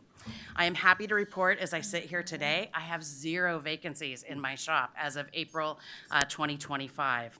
This is the first time in our recorded history, which goes back to 2014, and anecdotally goes back over 30 years for the first time in CCOM's history that we have a person in every budgeted position. For those of you that are on the committee who interacted with CCOM in your former emergency service positions, a unique data point for our success goes back to when I started as director, when I inherited an agency that had 24 operations employees, and today I have 47 operations employees. For total, I also had 30 full FTEs, and I now have 58 FTEs through a partnership with our H3S to embed clinical crisis workers as well. So while we still have 9 people in various aspects of their training journey, I have 6 in the call-taking training and 3 in the dispatch side, we are continuing to make notable improvements and work cooperatively with our regional and community partners to innovate and expand dispatchable resources beyond the traditional police and fire capabilities. This also means, however, that we will not see any sizable vacancy savings for the coming budget year. If you could advance the slide. Let me start on the opportunity side of this slide, as I was just addressing the staffing progress that we've made. In the past year, we have continued to be a 911 center who is innovating technologically as the first in Oregon to develop remote and off-site dispatching. This has been helpful because we have been able to serve as dispatchers in the field with our first responders for retail theft operations and a number of different law enforcement activities. We are also partnering with H3S in creative service delivery expansions, which include using medical nurses in nurse navigation, embedding behavioral crisis workers at CCOM on our overnight graveyard shift, and in our ongoing work to develop and support the community paramedic program in the community.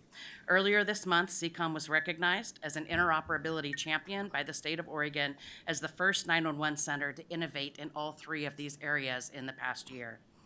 You've heard me talk about some of the challenges already for the 901 tax, federal grants, and our member agency cost increases, but we also foresee that changes in federal healthcare landscape could impact some of the innovative resources that I just mentioned.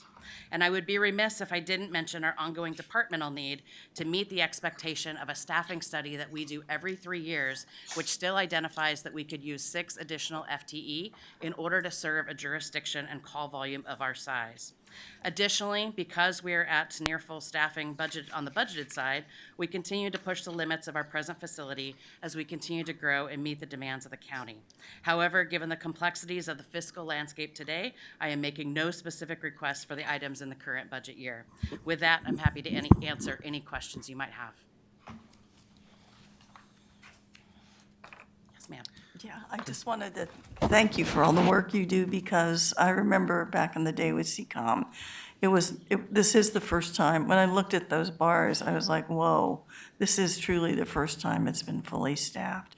So tell me, how did that, just good recruitment on your part and a good place to work, or this is pretty remarkable. We've invested a lot into the cultural development at CCOM, but one of the big game changers for us is that we changed the training model so that once you complete call taker training, you pause and you stay a call taker for a couple of months, and then you enter dispatch training. And what that does for us, if any employee fails dispatch training, they will still have a job as a 911 call taker. Okay. So it has changed our attrition rates from 55% down to under 10%. And actually this past year, our training loss was 0%. But I'm afraid to say that out loud too many times, so I'll keep it where it's at. But that has been the biggest impact, was changing the classifications and helping our employees really solidify the training they have on the front end. Yeah, don't jinx a good thing. No. Right, thank you. Thanks. All right, Commissioner West, and then we'll go to Mr. Carn. Not quite a year ago, we toured your facility with, at the time, Congresswoman Lori Chavez-Dreamer, who's now Secretary Chavez-Dreamer. And I know that you were expecting a large congressional funding to make that happen. Can you, has that money started to trickle in? Have you, where are we at with that? What's expected? I know that that was something we were looking forward to. So Commissioner West is describing congressionally directed spending of, it was $1 million, $750,000 of federal funding and $250,000 in soft match.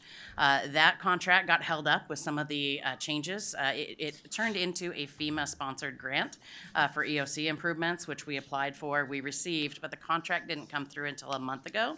And right now, we're under a number of FEMA-directed freezes on grant spending.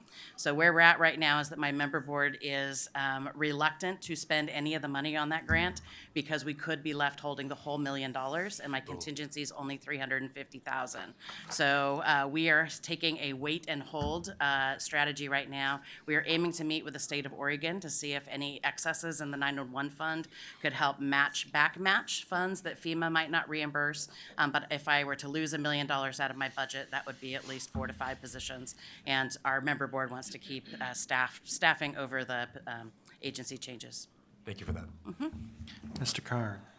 Thank you, Cheryl. I want to reiterate what Commissioner Schrader said, and that is impressive for you to be able to make that leap forward to fill all those seats. I know as a past user that that had always been a challenge at CCOM, so thank you for a detailed report and the work that you're doing. Thank you. I see no other questions, so thank you. Thank you. Next is Transportation and Development Department, led by Director Dan Johnson. Dan, please come forward.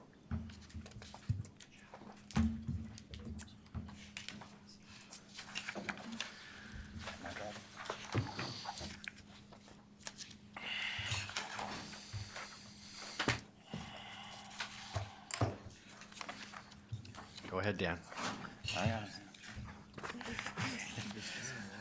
Thanks so much. Thanks for the time today. An opportunity to come forward and discuss Department of Transportation Development.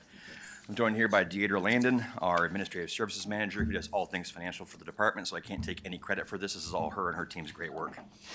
I have essentially 5 lines of business and 25 identified programs ranging from everything from street maintenance to roads. And in this particular materials for the presentation, which starts on tab 13, I have 23 slides. I am not going to speak to all 23 slides. I'm going to skip through those, but we'll be able to answer any questions about any of those slides if you wish following this presentation. I'm going to start with information on pages 2 and 3. Essentially, this is a fund-by-fund breakdown of the department budget. Our total budget is $281 million. General fund makes up about 3% of that, to the tune of about $7.9 million. Though minimal, it supports a number of key programs, library support services, dog services, county surveyor, and our planning programs that we have. I want to take 1 second and look at and just highlight new information regarding our vacancies on page 3. This was a snapshot in time. It's accurate information at the time it was taken, but I'm pleased to report to this group that right now we currently have approximately 11 of those positions that are either filled or in recruitment. So if you look at the year-to-year comparison, we're about 17% reduction in the vacancy rates that we have within the county or within DTD as a whole. Moving to page 5. Road fund. This is the largest fund with revenue and expenses consisting of about $122 million in fiscal year 25-26. It's about 44% of our total budget. Programs within this fund include the Office of the Director, Traffic Safety, Transportation Construction and Engineering, Transportation Maintenance, Community Road Fund, and Damascus Roads. This is a project-heavy fund. I want to highlight that. Essentially, within this particular fund, we have 2 sizable ADA projects, one to the tune of over approximately $200 million, 16 bike ped projects, 14 bridge and culvert projects, 11 community road fund projects, 25 road surfacing improvement projects. That's including chip seal, contract paving, and slurry seal, 18 safety projects, and 3 storm drainage-related improvement projects. 6 transportation planning projects to the tune of 85 planned projects for this next fiscal year to the various lines of business in our organization. Moving on to page 8. Yes, page 8, please. Thank you so much. There's a lot of roll-up in these presentation materials, so I want to make sure we're clear about what programs we're discussing on each page. This particular page is a roll-up of our dog services, sustainability, and code enforcement programs. You'll see there's a high contingency and reserve within these particular funds. There's one thing that I want to just put a pin in because it relates to some of the challenges we're facing. For dog services alone, our ending fund balance in this particular fiscal year is $8,000. I'm just going to let that sit for a second, $8,000. And we're going to come back and talk to you more about that with the challenges that we're facing. Page 9 is a roll-up of our Gladstone Library, Oak Lodge Library, and Library Support Services. Commissioner Savas inquired about Library Support Services yesterday. This is where those monies are located. This has been, many of you have been involved in capital projects in the past. This budget is kind of, what's the word I want to use? It's leveling out into operational costs. There have been a lot of capital construction efforts as a part of this budget historically through Oak Lodge construction and Gladstone construction, which wrapped up last year. Oak Lodge will be, I'm pleased to announce, will be finished this year, which is a great asset to the community.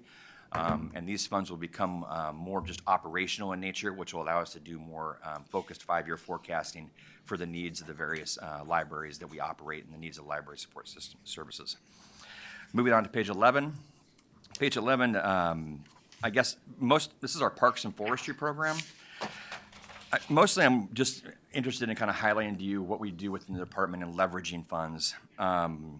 If you notice the other internal transfers line, we actually are taking money from the forestry program and from Stone Creek Golf Course, which is a part of our Parks program portfolio, and taking revenue to the tune of $400,000 from forestry and to the tune of $225,000 from Stone Creek Golf to fund needed improvements in and throughout our county parks in Clackamas County. It may not seem like it, but we're tracking our visitors at our county parks on an annual basis, and I was amazed by this number. We have over 1 million visitors to the, not North Clackamas parks, just county parks on any year given basis. That number kind of caught me by surprise. I'm going to move on to page 14. This is just mostly for clarification to our commissioners because it might catch their attention. This is a roll-up of our building codes and our septic fees. So those are 2 dedicated funds on page 14. And I wanted to note that there is a significant increase in our capital fees, licensing, and permit line. That's about a 65% increase. I want to make sure, especially the commissioners who are here today who were involved in that difficult discussion around some fee adjustments, this is not solely related to the adjustment in fees. We have some sizable construction projects planned over the next year. I'm not sure if you've been looking at the news lately. We have a new hospital being built. Kaiser's significant expansion over off Sunnyside Road at their campus. And so there's a significant increase in this. I wanted to make sure before there are any questions asked, this is not associated with the fee increase that was approved earlier this year by the Board of County Commissioners. Page 17. This is our public land corner, and this is another one of those put a kind of a pin in it till we talk about our challenges. Public land corner doesn't sound like much, and I'm not sure how many of you are familiar with it. Essentially, we have a statutory requirement as a part of our surveyor's office to set every corner marker within the county, and those corner markers are the basis for every land survey that takes place within Clackamas County. There's a beginning point. And it's our responsibility as the local agency and county surveyor to set that point for private surveyors to build their surveys upon. Revenue to support that, it's a very small program. We have approximately 4 FTE in that program, but revenue is dedicated to that program from licensing, recording fees associated with real estate documents. You heard earlier this morning from the clerk that those recordings are down, and they were down for a variety of reasons. One being interest rates low at one point in time, folks solidified where they were going to live for a while, the rates are still high. There's a lot of reasons that are there. Second is the fact the fee was monumented in state statute at $10 back in 1985. I am pleased to announce, well, let me I'll save the good news until later. what that's resulted in is essentially over the last, we've hit a record low in that program this year for revenue. Revenue historically had been somewhere around the $800,000 mark annually. Last year, we came in at around $300,000, and we had to make a difficult decision this year. And that difficult decision is to move all of those FTE out of that program. We were able to retain all the jobs. We didn't have to fire anyone. We had to relocate 2 of those FTE to the county surveyor side of that work and relocate 2 of those FTE into our transportation services line of work. Some doing survey work, some not. But that leads us into this opportunities and challenges discussion. So if you turn to page 23, a couple things. Let's start with the challenges first. With continued budget funding shortfalls in our dog services program, it required the elimination of a number of positions, including 2 animal care specialists throughout the last couple of years. Currently, staffing levels no longer are adequate to provide minimum care for dogs 7 days a week. We cannot be open to receive stray dogs for that entire time. And we cannot receive dogs from law enforcement as they are seized. We understand the budgeting challenges you are all faced with. We were told to highlight these. We did make a request. That request was for the ability to hire back 1 animal care specialist to the tune of about $113,000. We are at a point right now where we are closing our shelters when we hit certain levels of dogs. We have the capacity to maintain and provide service and shelter for 40 dogs. Right now, based off staffing and some just recent departures from staffing levels, we have capped that number at 20. When we hit 20, I have a informational discussion with the county administrator. He gives us the authority, and we move forward, and we basically close the dog shelter. We have no ability to do adoption or any of those services associated with it because the need has to be providing for services for the animals that are on the floor. Code enforcement. Essentially in response to community concerns and board desires to advance case resolution timelines, there were process changes that were implemented, and those process changes resulted in expedited resolution, resulting in increased legal fees. Those are estimated about $120,000 annually. We did make a request from the general fund to help support some of those costs because those costs are paid for by the departments that have the particular code that is being violated, so it's coming out of some of our other general fund recipients, like planning and things of that nature. That was to the tune of about $120,000. I'm not sure that our ability to resolve code enforcement issues in this accelerated fashion is sustainable, and we may have to have a discussion with our board about changing that. We'd also had a request to add an additional code enforcement officer. It's a concern we hear from the community. A desire to provide more presence for the needs of the community.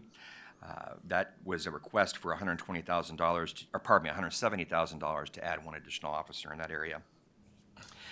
And then we get down to the public land corner challenges. I shared with you the fact that while we are still doing that work, we are doing it in a different manner. We had to pull all the FTE out of that program. Like I said, our new fiscal year low is $336,000 after a 23-year average of about $800,000. And that has resulted in the fact that is now it's contract work, for lack of a better word. Essentially, we have people doing that work, but those FTEs are located in different departments, and they contract back into that program and charge against those accounts to do some of that work where we can. But it will be significantly less than it has in the past. Opportunities, there are a number here. One is, if you look forward, or as we're living right now, the 2025 legislative package. One, I am pleased to announce that through the good work of our statewide surveyors, they were able to get the state limit on the recording fees of $10 removed. We'll be having a discussion with the Board of County Commissioners about possibly setting a slightly higher fee for those recordings to fund that property land corner program. I think a lot of you have also probably heard there's a significant transportation funding framework, something is in the works.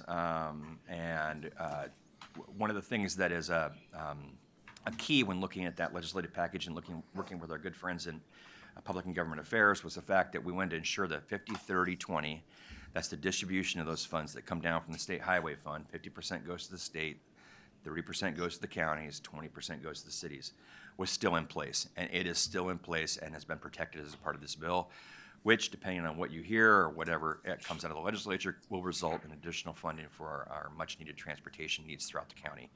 As a reminder, we're responsible for the maintenance, the tender, loving care of 1,400 linear miles of roadway throughout our county.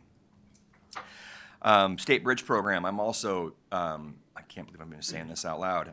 Local Bridge Agencies Selection Committee recommended awarding full construction to fund the replacement of the Bull Run Bridge. We have been in a discussion about that bridge for decades, it feels like. We have tried every federal, state, local fund to get money to replace that much-needed bridge replacement over the Bull Run River. And we are pleased to inform you the fact that we have secured funding for that. There are still some T's to cross and some I's to dot, but there is funding in place to get that bridge replaced. And then last but not least, a lot of the work that we do takes a variety of different forms, but all that work needs a plan. And we are endeavoring, as we move forward, to develop a number of significant plans over the next year. One is the development of a more comprehensive park systems plan. It has been a number of years since that has been updated, so I've worked collectively with Sarah Ekman, the Assistant Director for Community Services, and Tom Riggs, our Parks Manager, to ensure that we have an updated plan for the future of our county parks. Second, we kick off the 20-year transportation system plan update. That is a look at the transportation system needs that Clackamas County will have over the next 20-year period. It is significant in the duration and time that it takes. It is significant in the amount of public outreach associated with it, and it is a guiding light to the 5-year capital improvement plan that we then put in place through the various funding sources that we have.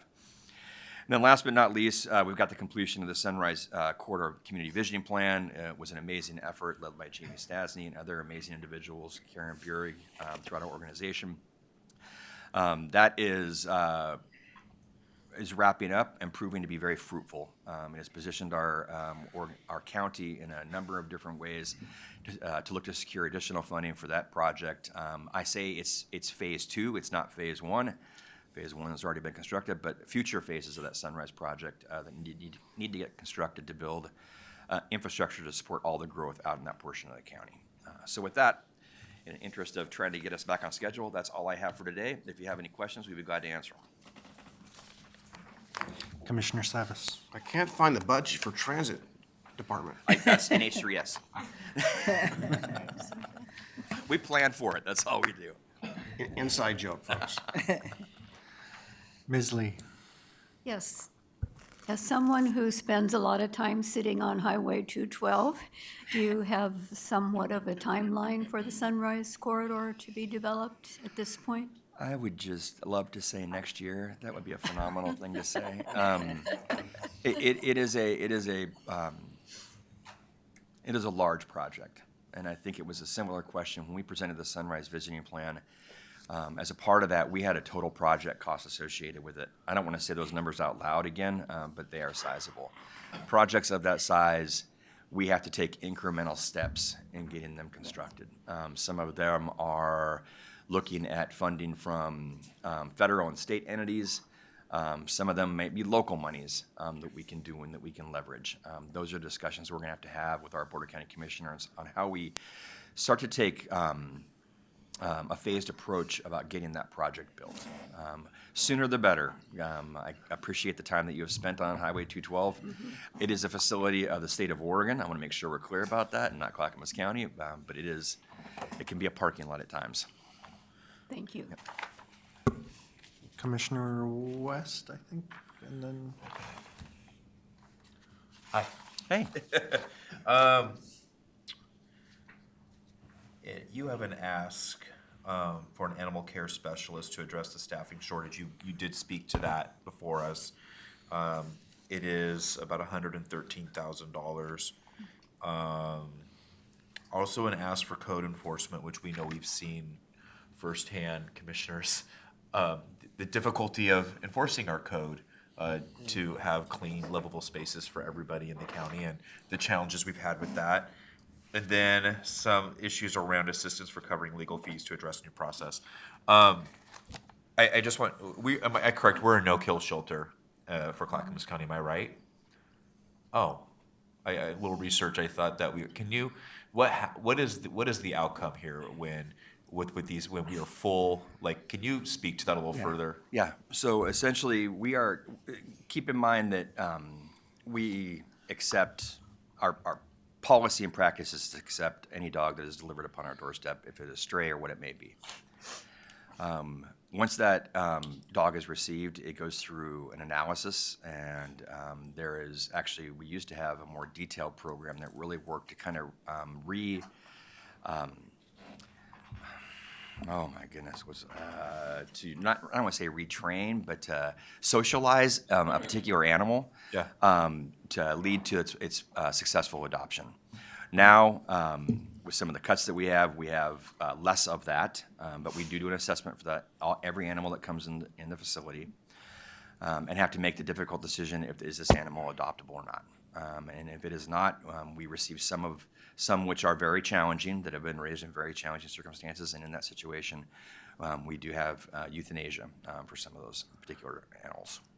Can I just parse this out? If the animal is assessed and deemed safe, adoptable, and treatable, correct, that animal will not be euthanized. That is correct.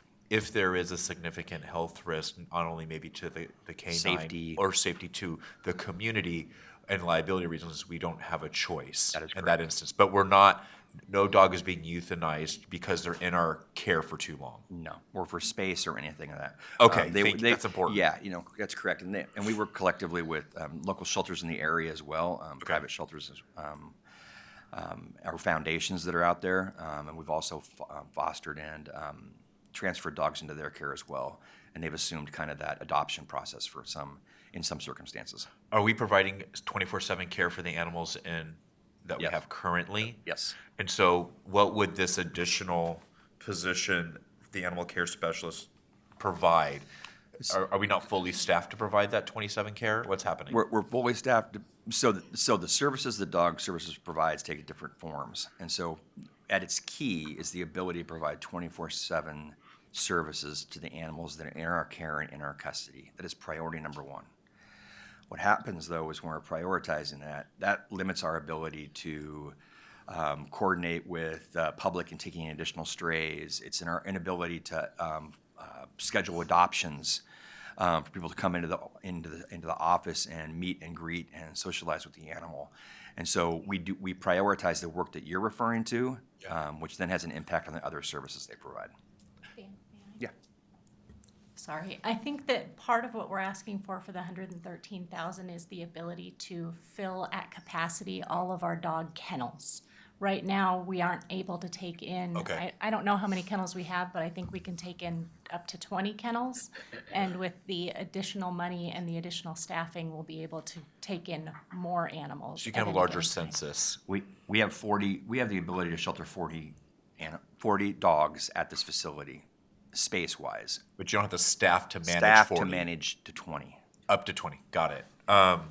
And are we required by statute to provide this service for the county? Or is this is this a core service for county work, for the county to be providing to the public? We are, I wish Mike was here. We are required to provide licensing and ensuring that they have their rabies shots and things of that nature. But the concern is, if the shelter were to close or if the shelter were to leave, then where would the services be provided? There are no other sheltering services within Clackamas County. Not every county operates a dog services center, so about it can to be ask that. contracted out as long as the work is completed. Interesting. Okay.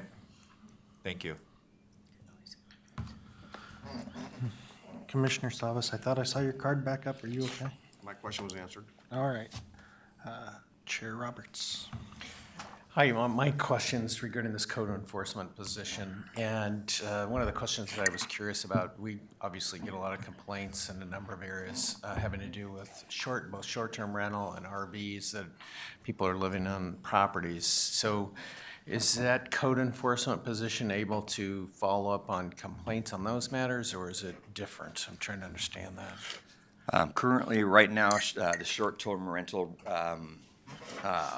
enforcement is done through the finance department. We do have and will enforce, though, on occupied vehicles that are out, unauthorized occupied vehicles. So if we have a RV, a common sense circumstances is we may have an RV on a private piece of property that is unauthorized, or somebody living in a barn, or we've had schools in barns, for goodness sakes.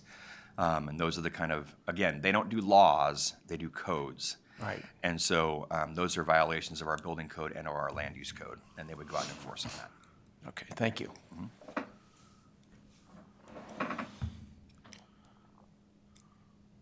Any other questions?